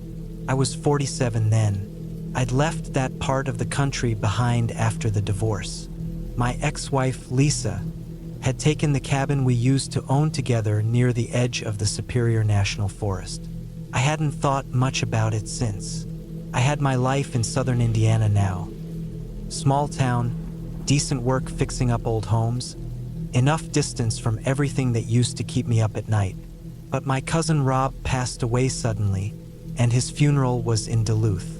I owed it to him to be there. It had been raining most of the day by the time I headed back south. I wanted to avoid the Maine interstate for a while, just to breathe in the back roads and maybe catch a glimpse of the fall colors coming in. I didn't realize the route I picked would take me within 10 miles of the old cabin until I was already well into the forest roads. And by the time I recognized the trees and the angles of the hills, it was too late to turn back without doubling my trip. That part of the state had always been quiet, the kind of place where roads got narrower and shoulders disappeared. I'd forgotten how the air changed when you got that far north. The smell of pine, damp soil, old bark. There were fewer houses, barely any signs of life. Just the kind of thick forest that muffles your engine and makes you feel like you're being watched. I kept telling myself I'd keep driving, just pass by and not even look in that direction. But some stubborn part of me wanted to see it. The cabin. I told myself it was just curiosity. Maybe I wanted to know if it was falling apart or if someone else had bought it. Maybe I wanted to prove I was over all that.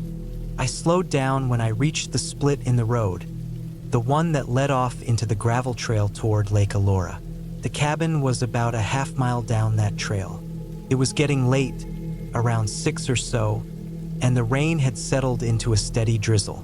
The clouds had dropped low enough to feel like fog, hugging the ground between the trees. The gravel popped under my tires as I turned off. The woods felt the same as I remembered, thick, close, almost too still. My headlights flicked across trees I hadn't seen in years. I remembered each curve in the road, each dip and bend. It was strange how your brain keeps those little details tucked away, even after all the time and all the reasons you tried to forget. When I finally saw the clearing ahead, my heart thudded a little harder. The cabin was still standing. The same small front porch, the same narrow chimney made from river stones we'd hauled in ourselves. The green paint had faded to a grayish tone, and the roof looked like it had taken some storm damage, but it wasn't abandoned. Not completely. There was no car in the driveway, no lights on inside, but the place didn't look forgotten. The grass had been trimmed recently. The porch had a clean, swept look to it, and that old wooden chair Lisa liked was still sitting under the front awning. That hit me more than anything. I sat there for a few minutes, engine running. The rain tapped the roof of the truck, and I could hear the windshield wipers thumping every few seconds. I should have just driven away, but something made me step out. I told myself I'd just stretch my legs, just stand there a second and then move on. The minute my boots hit the gravel, I knew I was making a mistake. The air was colder than I expected, thick with moisture, and the wind through the trees had that uneasy, hushed sound to it. I walked toward the cabin slowly. The gravel was soft underfoot from the rain, and I could hear my own breathing louder than anything else. I didn't go up to the porch, just stood a few feet from it, arms crossed, jacket zipped tight. I was just about to turn back when I saw the lock on the front door. It was new. I remembered the old brass knob, the one we always talked about replacing but never did. This one was a thick, heavy-duty deadbolt. Not something you'd put on a place you only visit every now and then. Someone was staying there. I scanned the windows. Curtains were drawn tight. A small stack of firewood was lined neatly against the side wall. A fresh tire track curved from the gravel into the patch of dirt beside the porch. It looked like someone had parked there not too long ago. I turned to leave. That should have been it. But when I got back to my truck, I saw something odd. The passenger door was cracked open. I hadn't touched it. I was sure I hadn't. I kept my truck locked out of habit, especially up north. I walked around slowly, scanning the woods behind me, my eyes flicking between the trees, listening. Nothing moved. I reached out and pushed the door shut. Clicked closed easily. I yanked the handle, locked. I walked around to the driver's side, got in, started the engine, and stared out the windshield for a second. I was getting spooked, that's all. Maybe I didn't shut it tight earlier. Maybe I just imagined it cracked open. The rain could have played tricks on me. I reversed back down the gravel slowly. I didn't turn around to look at the cabin again. I hit the main road and headed south for about 5 miles before I realized something else was wrong. My duffel bag, the one I kept in the back seat, had been moved. It had been zipped up when I left Duluth. Now the zipper was halfway open, and one of my spare shirts was hanging out. I hadn't touched that bag since I packed it. I pulled over just before the next bend in the road. Got out again. Checked the rest of the truck. Glove box looked untouched. My toolbox in the back was still locked. But the bag wasn't how I left it. I opened it fully. A few things were shuffled around. One of the socks I kept rolled up was missing. Why would someone steal one sock? I zipped it up again, sat back behind the wheel, and tried to shake the cold sweat crawling up my spine. Maybe someone had been in the woods, watching. Maybe they'd seen me pull in, walked up while I was near the cabin, slipped in through the unlocked door on the passenger side, and searched the bag for anything valuable. But nothing was missing, not really. Just moved. I started driving again, a little faster this time. About 20 miles later, I pulled into a gas station near a town called Tenney. I needed to breathe, needed lights, other people around. The clerk behind the counter didn't say much when I walked in, which was fine with me. I bought coffee and filled up, then sat in the lot for a bit trying to get a grip. I almost didn't notice the muddy footprint on the inside of the passenger door. Just one. Small. Barefoot. I kept driving until I reached the motel I'd booked a few hours south. I checked the truck 3 times before I went to sleep. I locked the door with the deadbolt and the chain. I even pushed a chair up against the handle. I didn't sleep more than an hour that night. The next morning, I checked the truck again. Everything looked fine. No footprints, no signs anyone had been there. I hit the road early and made it back to Indiana that night. But over the next few days, little things started happening. My front door at home was cracked open one morning when I woke up. I thought maybe I'd forgotten to lock it. Then my shed out back was unlocked. Then I found the same muddy footprint on my garage floor. Same size, barefoot, one print. I changed the locks on everything.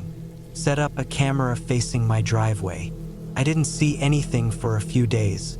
Then the camera picked up something on the 3rd night. Just movement. One frame at 3:42 a.m., something dark and low to the ground, near the edge of the driveway. Could have been an animal. Could have been a shadow. Couldn't tell. I didn't sleep again after that. A week later, my neighbor across the street asked if I'd had someone over. He said he saw someone standing near my back fence at night, just after midnight. A small figure. Not a kid, he said, but not quite an adult either. Said it looked like they were barefoot. I called the cops. They came out, took a report, but didn't find anything. They checked the footage from the camera. They couldn't make anything out clearly. That night, I packed a bag and went to stay at my brother's place for a while. He lived in a more crowded part of town. I didn't tell him everything, just said I needed a break from my house. After a week, nothing happened. No signs of anything. No muddy prints. No ad camera footage. I went back to check on the house the next weekend. Everything looked normal except for one thing. On the kitchen counter, sitting right in the middle where I would never leave anything, was a sock. One of mine. The missing one. Still damp. Still dirty. I left that day and never went back. I sold the house a few months later, left Indiana altogether. I live in a small apartment now on the edge of Columbus, Ohio. I don't own a truck anymore. I sold it too. I don't keep duffel bags, or leave windows cracked open, or take detours through old memories. And I don't drive anywhere near northern Minnesota, ever again.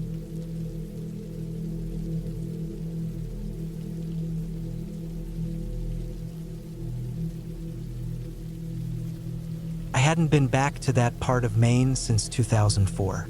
I was 22 when I left. I had no real reason to go back. I told myself I didn't belong in that town, that I hated the cold and the isolation. But deep down, I think I knew it was because of what happened that summer at the cabin. Now I was 42. I worked in logistics for a mid-sized shipping company outside Syracuse. I'd been divorced for 3 years. My son was living with his mom in Massachusetts. Things had quieted down in a way, a little too much. I started taking time off work more than usual. I drank too much. I spent a lot of time walking. No real purpose.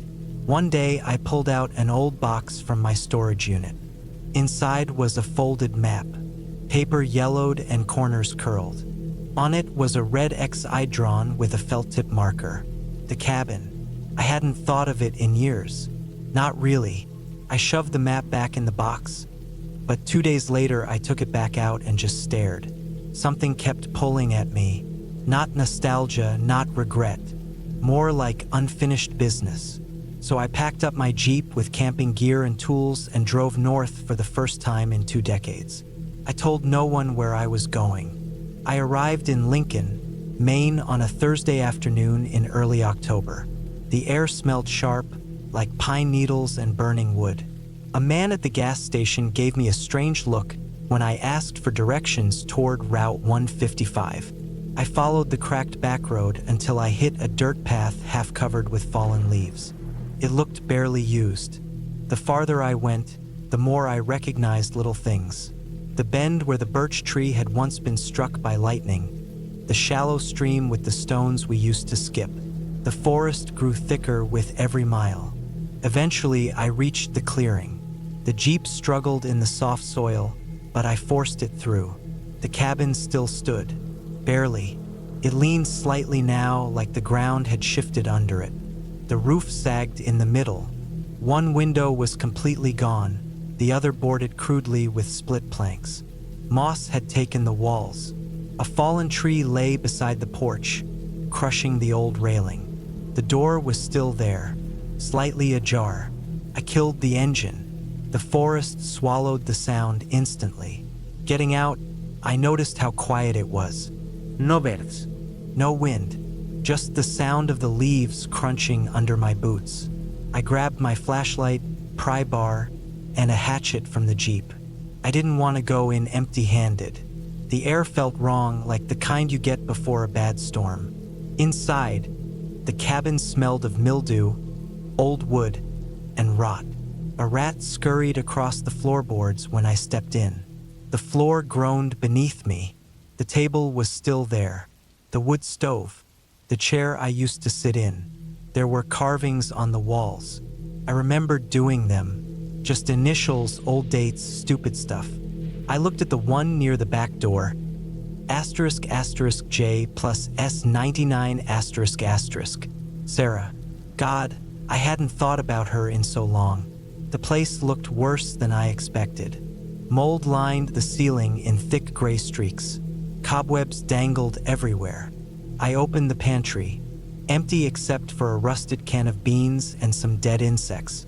I checked the back room. It had been a bedroom once. Mattress long gone. Just a broken frame and a pile of insulation. One wall had a hole in it, possibly from an animal trying to get in or out. I left the door open and went to unpack the Jeep. I had planned to stay a couple of days. I set up my tent about 15 feet from the cabin, closer to the tree line. I didn't trust the cabin to be safe to sleep in, not with the roof looking like it could give at any moment. The first night, I made a small fire and sat watching the dark. There was no moon, only the crackle of flame and the occasional rustle in the woods. I didn't sleep much. I kept thinking I heard footsteps. Every few minutes, I'd shine my flashlight into the trees. Nothing, but the feeling wouldn't leave me, that something out there was watching. I told myself I was being stupid. I'd been away from nature too long. My brain was playing tricks, but I kept the hatchet close. The next day, I decided to start cleaning the inside of the cabin. Maybe it was a waste of time, but something in me needed to do it. I swept out the rat droppings and dead leaves. I pulled down the cobwebs. I found the old trapdoor in the corner. It led to a root cellar. I hadn't remembered it being there. I pried it open. The smell hit me instantly, damp earth and rot. I climbed down slowly, flashlight in hand. The cellar was low and cramped. Wooden shelves lined the walls, but most had collapsed. There were broken jars everywhere. Something glinted in the far corner. I stepped over a rusted bucket to get closer. It was a metal toolbox. I pried it open. Inside were two things: a folded piece of canvas and a hunting knife with a cracked bone handle. I picked up the knife, still sharp. The canvas had something wrapped inside. I unrolled it. Photos, old black and white prints, faded, curled at the corners. They showed the cabin, different seasons, different angles. Some had people in them. One looked like a man sitting on the porch with a rifle across his lap. Another had two boys near the tree line holding what looked like dead rabbits. Then there were newer ones, color prints from the late 90s. I recognized one. It was from the summer I came up here with two friends. I hadn't taken any photos. None of us had cameras. How did this one exist? I turned it over. On the back was written in pencil, "Three's a crowd." I stared at it for a long time. I didn't remember anyone else being there. Just me, Kyle, and Dave. I put the photos back and took the box upstairs. Later that day, I hiked to the stream for water, about half a mile down. It looked the same, still shallow, still cold. I filled my containers and rested a bit. On the way back, I noticed something I hadn't seen before. Footprints. Not mine. They were fresh, slightly larger than my boot size. Not heavy, whoever made them walked light. They led toward the cabin but came from deeper in the woods. I followed them for a bit, but the trail faded near some rocks. Back at camp, I checked around the tent and the jeep. Nothing disturbed, but I kept glancing at the trees. That night, I kept the fire burning brighter and stayed up longer. Around 2 a.m., I heard it, a rustling behind the cabin, then a thud, like something hit the back wall. I grabbed my flashlight and crept around the side. The beam shook in my hand. I found nothing, just wet leaves and silence. The next morning, I found claw marks on the cabin door. Not deep, but real. 5 distinct scrapes. Could have been an animal. A bear, maybe. But then I noticed the door had been pushed open an inch more than I'd left it. I searched the cabin again. Nothing seemed missing or touched. But I kept thinking about the cellar. I went down again and checked the box. The photos were still there. I noticed something new this time. One of the shelves had a gap behind it. I pushed it aside. A small hole in the foundation, about the size of a large dog. Maybe that was how something got in. That day, I walked further north through the woods, hoping to find some sign of who else might have been around. After an hour, I saw the old hunting shack. It was barely standing, just 4 walls and a caved-in roof. Inside, I found empty beer cans, a busted lantern, and a sleeping bag, newer than anything else there. Someone had been using it. There was also a pile of bones, animal bones, mostly deer, but some too small to be deer. Squirrel, rabbit, something else. It didn't feel like a normal hunting camp. I didn't stay long. Back at the cabin, I debated leaving. But I needed to know more. Why did I come here in the first place? Why was that photo in the cellar? Who had taken it? That night, I slept in the jeep, hatchet under my arm. At 3 a.m., something slammed against the back of the vehicle. I jolted awake, heart racing. The windows were fogged. I wiped the glass and looked out. Nothing. I climbed out with the flashlight. There were new prints in the mud. Bare feet. Long, narrow. Not animal. Not booted. I backed toward the tent. Then I saw it, movement between the trees. A shape, tall, lean. It ducked behind a trunk. I didn't chase it. I waited. For hours. It never came out. By morning, I'd made up my mind. I packed up the gear. Cabin or not, I was done. I started driving back down the trail, but something made me stop halfway. I got out, walked back to the cabin one last time. On the table was a photo. It wasn't there before. It showed me, standing by the stream, from 2 days ago. Same clothes, same gear. Someone had been watching. I didn't take the photo. I didn't take anything. I drove straight to the Lincoln Sheriff's Office and told them what I'd seen. They sent someone up to check. A deputy called me 2 days later. They found the cabin, found the sleeping bag in the shack, found the prints, but nothing else. No photos, no box, no sign of anyone living in the woods. The place was empty. I never went back again. 2 months later, I got a package in the mail. No return address. Inside was a single photograph. It showed my Jeep driving away from the cabin, taken from the tree line. I burned it. Then I moved, changed numbers, new job, smaller town. I keep to myself now. I don't talk about Maine, but sometimes when I take the trash out at night, I swear I feel eyes on me, and I always check the mailbox, just in case.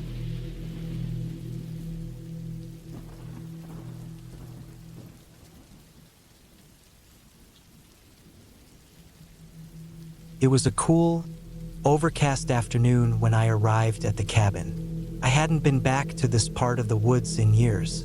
The air had a familiar chill, the kind that hits you right in the lungs when you first step off the main trail. There was no sound but the whisper of the wind rustling through the pine trees and the occasional drip of water falling from the branches overhead.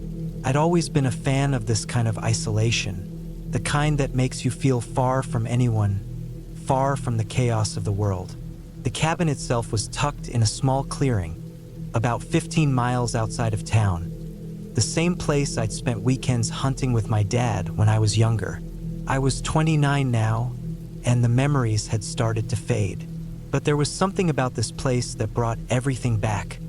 All those old moments when life felt simpler. I thought coming back here would help me clear my mind after the mess I'd been dealing with at work and at home. I pulled my truck up to the dirt road in front of the cabin, turning off the engine. I sat there for a minute, taking in the familiar sight. The cabin looked as it always had, old but sturdy. The wood was weathered, its dark brown hue almost blending in with the surrounding forest. The roof, once a rich dark red, had faded over time, and a couple of shingles were missing, exposing the old plywood beneath. The small porch had a rickety wooden railing, and the door was a faded blue, chipped and peeling in places. I grabbed my gear from the back of the truck, including my rifle, a bag of food, and a few supplies. The wind picked up again, sending a cold shiver down my spine as I made my way up the porch steps. The old wood creaked beneath my feet. When I turned the key in the lock, it clicked easily, as if it had been waiting for me. Inside, the cabin smelled of dust and aged wood. I flicked on the light, but the bulb buzzed before flickering to life, casting a dull yellow glow across the room. A small stone fireplace sat in the center of the room, and a couple of old hunting trophies hung on the wall. I set my gear down on the table near the door and took a deep breath, appreciating the solitude. The plan was simple: stay here for a few days, do some hunting, and get away from everything. No distractions, no people, just the forest and the quiet. That evening, I sat by the fire, cooking up some canned beans and roast beef from the supplies I'd brought with me. The rain started falling heavily outside, a constant thrum against the roof. I set up my gear for the morning hunt, double-checking my rifle and making sure my boots were clean. The wind outside began to howl, and the trees swayed violently. As the night deepened, the wind picked up even more, the sound becoming unnerving. The rain hammered against the windows like a relentless drumbeat. It was hard to focus on the task at hand, so I decided to head to bed early, hoping for a good night's sleep before the hunt tomorrow. I woke up in the middle of the night, a cold sweat clinging to my skin. The cabin felt wrong. It wasn't anything obvious, just a sense of unease that crawled up my spine. The storm had stopped, but now the silence was overwhelming. The wind had died down, and outside, the night was eerily still. Felt like the world had paused for a moment. I lay there, staring at the ceiling. My mind raced through every scenario I could think of. The cabin wasn't in the middle of nowhere, but it was close. Too close for comfort. I heard nothing outside. Not a single owl hooted, no rustling of animals. Just complete silence.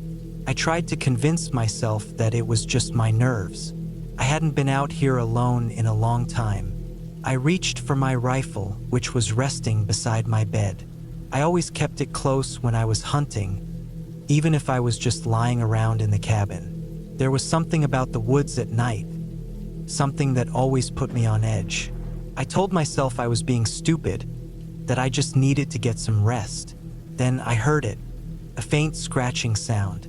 Not from the wind, but something much closer. Came from outside. I could hear it clearly now, the scraping of something against the wood of the cabin's exterior. I stiffened, my heart suddenly pounding in my chest. The sound stopped for a moment, and I held my breath, waiting. There was no mistaking it. The sound came again, louder this time. It was deliberate, like someone or something was dragging its nails along the wall.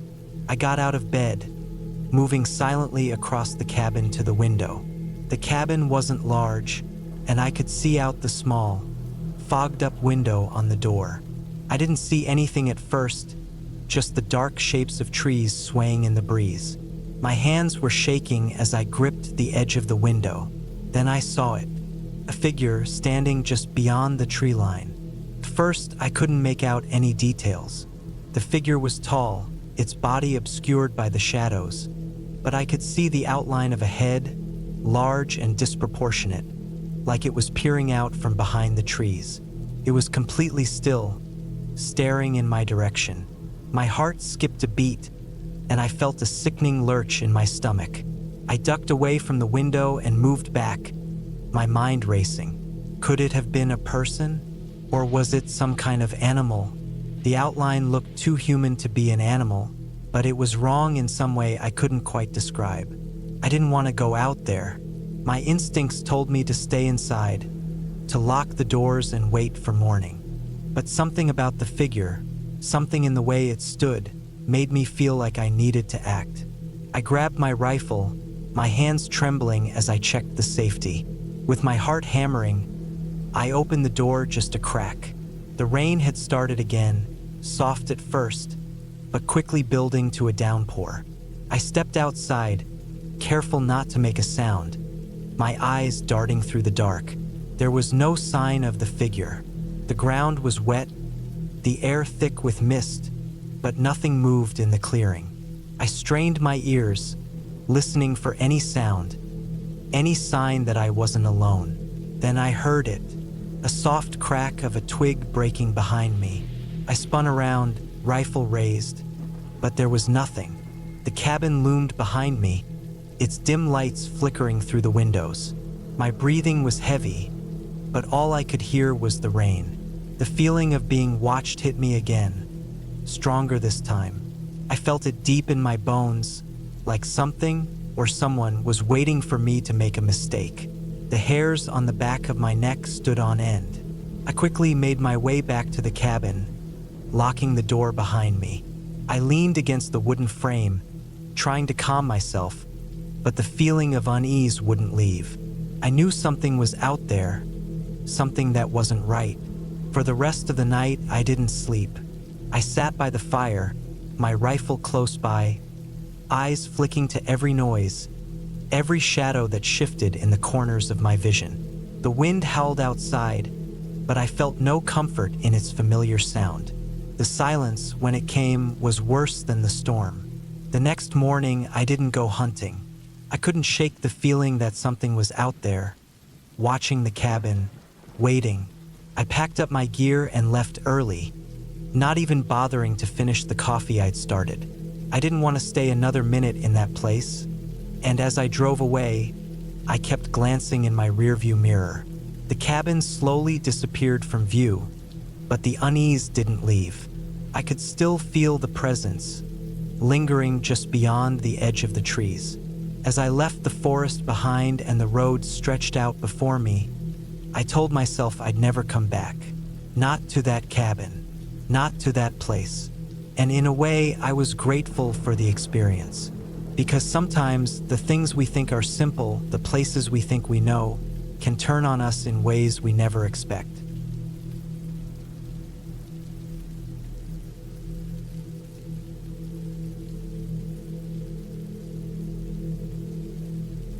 The rain had been falling for hours. It started slow, the kind of rain you barely notice at first, but by midnight it had picked up. It came down in sheets, relentless and heavy, turning the dirt road outside the cabin into a muddy mess.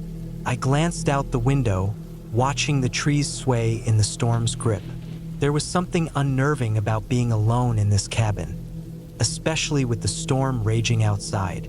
But there I was, 27 years old, stuck in a cabin in the middle of nowhere in the mountains of Wyoming, waiting for a friend who was supposed to arrive hours ago. I wasn't supposed to be here alone. Chris, my best friend since high school, had invited me to his family's cabin, promising a weekend of solitude, hiking, and relaxing. The plan was for the two of us to escape our hectic lives for a while, take a break from the world. But Chris had called earlier in the day. Something came up, he said. A last-minute work thing. He'd be late, maybe even the next day. So here I was, alone. The cabin wasn't much. Just a small, single-story place tucked into the trees, miles from the nearest town.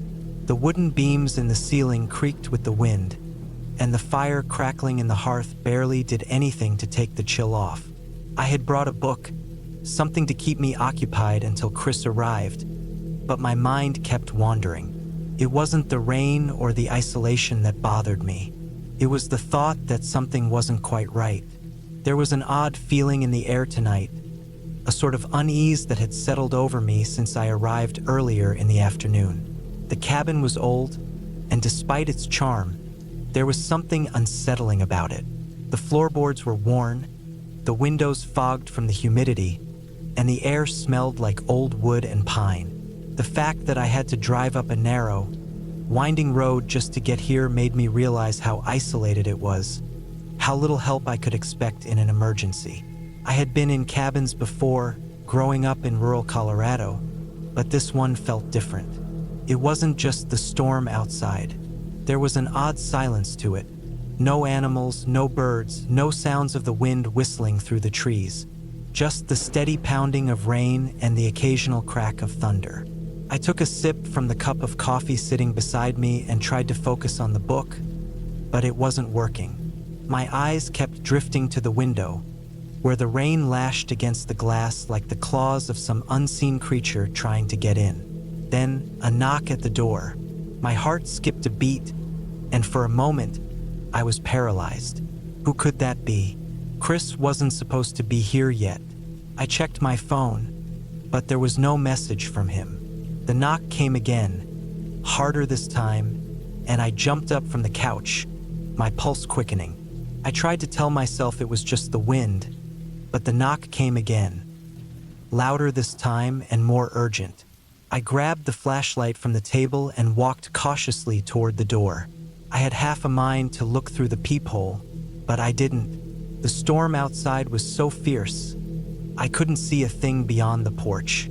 My hand gripped the doorknob, and for a split second, I hesitated. My instincts told me to stay put, but curiosity and the strange feeling in the air pushed me to open it. I swung the door open, the heavy wooden frame creaking as it moved. There was no one there. I stepped outside onto the porch, the rain immediately soaking me, my breath visible in the cold air. I scanned the empty yard, the trees swaying violently in the wind, but there was nothing, no one. Just the endless stretch of darkness that surrounded the cabin on all sides. I stood there for a moment, feeling a little foolish. Maybe it had been an animal, something knocking against the door. Or maybe it was just the storm playing tricks on my mind. I closed the door and locked it behind me, then moved back toward the fireplace, trying to shake off the strange sensation that had settled in my chest. But as the night wore on, that feeling never left. I ate a quick dinner, pasta I'd cooked earlier, but my mind was far away. I kept glancing toward the door, half expecting it to be knocked on again. But the knock never came. The storm, however, only seemed to intensify. Around midnight, I finally gave up on reading and decided to try to get some sleep. I didn't know when Chris would arrive, but I hoped it would be soon. I turned off the lights, pulled the blankets up to my chin, and tried to ignore the growing unease in my gut. That's when I heard the scratching. It was soft at first, barely a sound above the storm, but it was enough to make me freeze. My eyes shot open in the darkness, straining to hear. The scratching continued, a faint, steady sound coming from somewhere close to the wall. At first, I thought it was just a tree branch scraping against the cabin, but the wind had died down for a moment, and the sound didn't quite fit. I sat up in bed, my heart thudding in my chest, and listened carefully. The sound was too rhythmic to be the wind. It was deliberate, and it was coming from outside the cabin. My instincts screamed at me to stay put, to ignore it, but I couldn't. The curiosity that had pushed me earlier drove me to get out of bed and move toward the door. The rain had stopped for a brief moment, and there was only silence. I grabbed the flashlight again, gripping it tightly as I stepped outside onto the porch. Nothing. I couldn't see a thing through the darkness, not even the trees in front of me. The world felt like it had swallowed the light, leaving me with nothing but this tiny cabin in the middle of nowhere. I started to turn back inside, but then I heard it again. The scratching. It was louder this time, closer. I froze, my breath catching in my throat. It wasn't coming from the trees. It was coming from the roof. I didn't know what to think. My mind raced, trying to come up with a logical explanation. Maybe an animal had gotten onto the roof, a raccoon or a squirrel.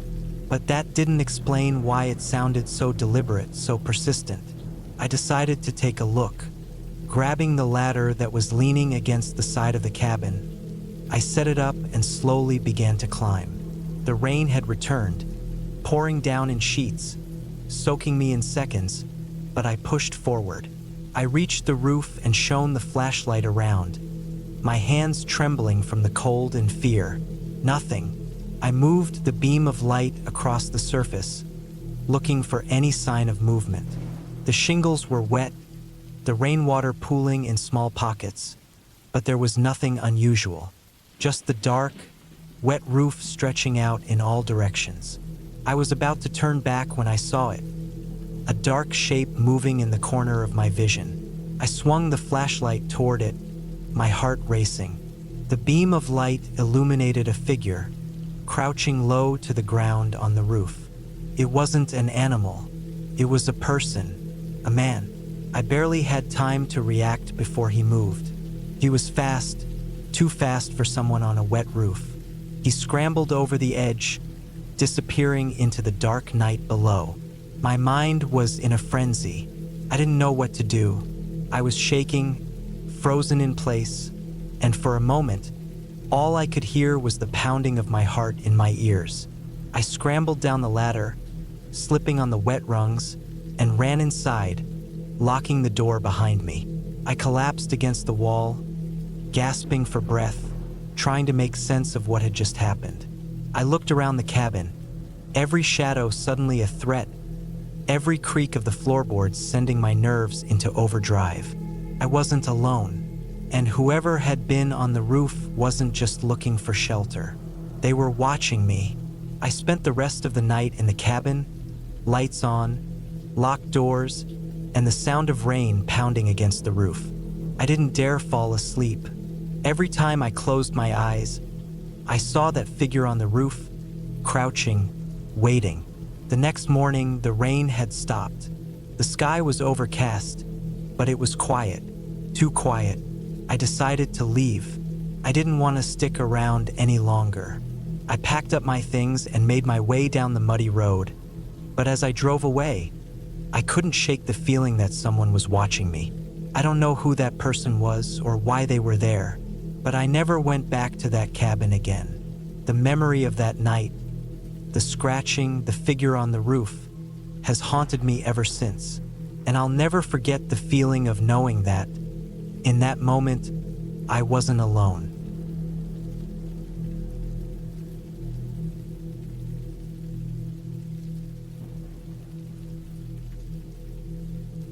It was supposed to be a peaceful weekend. I had rented a small, secluded cabin tucked away in the forest, far from the chaos of daily life.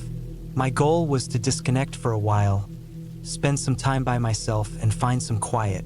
No Wi-Fi, no phone service, just nature and a little peace of mind. I had always loved the woods, the stillness of the trees, the scent of pine in the air, the occasional rustle of leaves when the wind picked up. It felt like the perfect place to recharge. I drove up to the cabin around midday, the sun hanging low in the sky but still bright. The place was everything I'd imagined. Wooden beams, a stone fireplace, and a porch that overlooked a quiet, flowing creek. The cabin was old, but well-maintained. It had a kind of charm, like something out of a book, the kind of place where you could sit on the porch, sip coffee, and think. There was no one around for miles, just trees and the occasional bird call. I unpacked my bags and started to settle in, putting my clothes in the small bedroom and my food in the fridge. I noticed how quiet it was, almost unnervingly so. Even though I was in the middle of nowhere, I expected the sounds of wildlife. But there was nothing. No birds, no squirrels rustling through the leaves, not even the sound of insects buzzing. It was just quiet.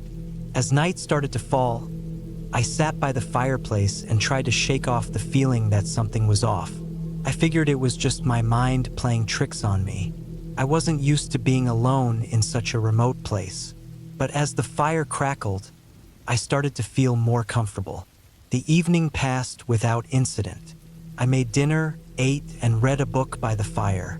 Eventually, I turned in for the night, the sound of the wind outside the only thing breaking the silence. But then, just as I was drifting off to sleep, I heard something, a faint scratching noise, like something was scraping against the wall outside. I froze, listening hard. The noise came again, this time a little louder, more deliberate. I lay there in the dark, heart racing, trying to figure out what it could be. At first, I thought it might be an animal, maybe a raccoon or a squirrel, but the sound didn't quite match. It wasn't the usual scampering noise. This was slower, more methodical, like something or someone was deliberately trying to get my attention. The hair on the back of my neck stood up, and I instinctively reached for the flashlight I'd left on the bedside table. The cabin was small and the walls thin, so it wasn't hard to hear things outside. But I had the distinct feeling that the noise was coming from somewhere closer, maybe right next to the wall of my room. I got up, tiptoeing across the floor, careful not to make a sound. I crept to the window, peeking through the curtains. There was nothing. The forest was dark, the trees towering in the distance. I saw no movement, no shadows, but the scratching sound continued.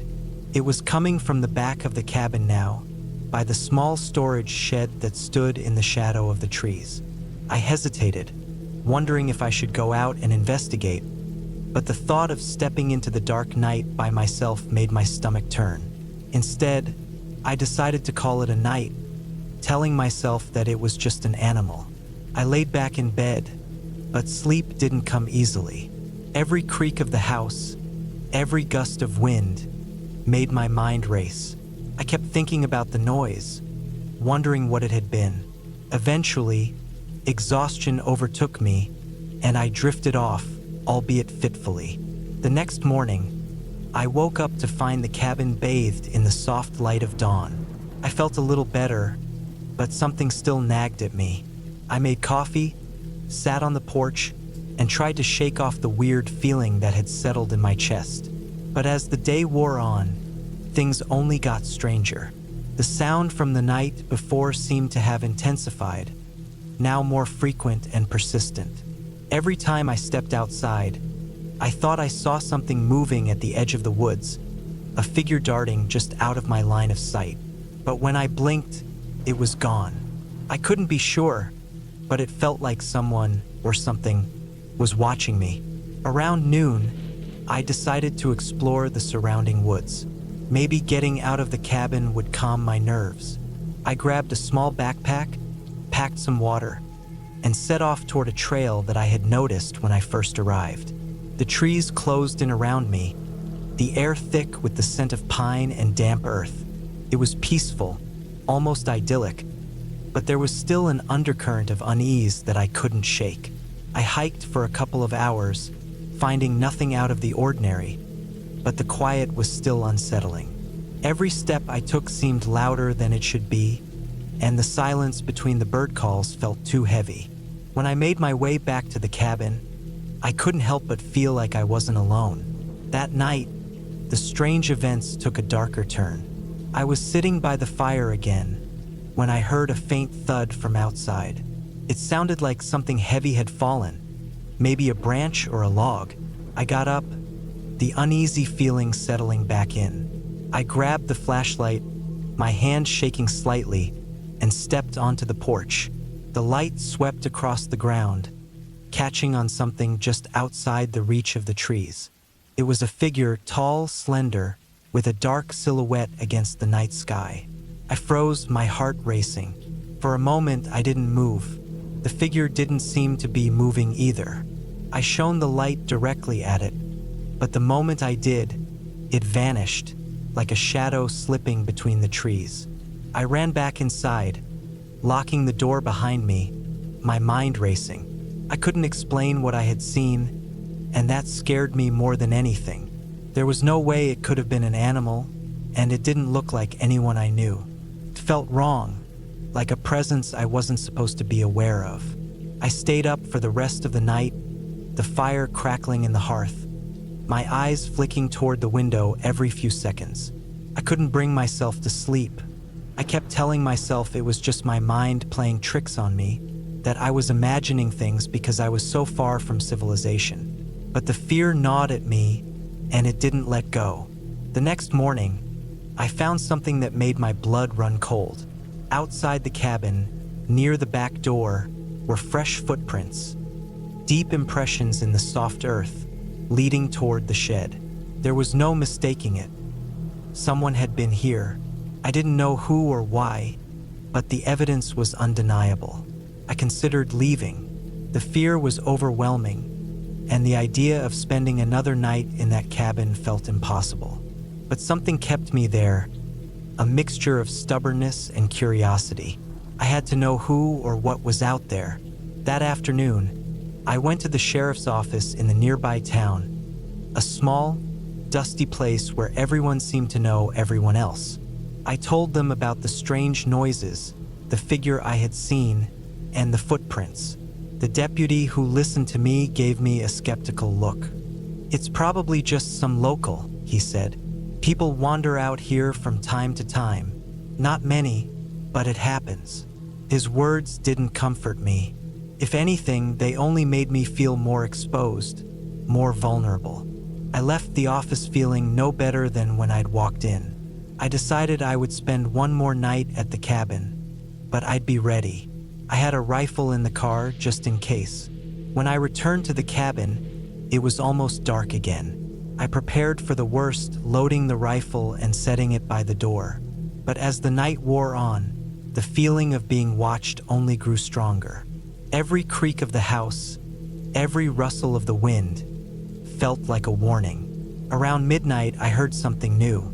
A soft tapping on the window, like someone gently knocking. My blood ran cold. I grabbed the rifle, creeping toward the window, and shone the light outside. There was nothing. I waited for what felt like hours, the tension thick in the air. But eventually, the fear began to ebb, replaced by an overwhelming exhaustion. I put the rifle down and slumped into a chair, letting the silence of the night surround me. And then I heard it, a voice, faint, almost a whisper. "Leave." I froze, my breath caught in my chest. It was a voice, a real one.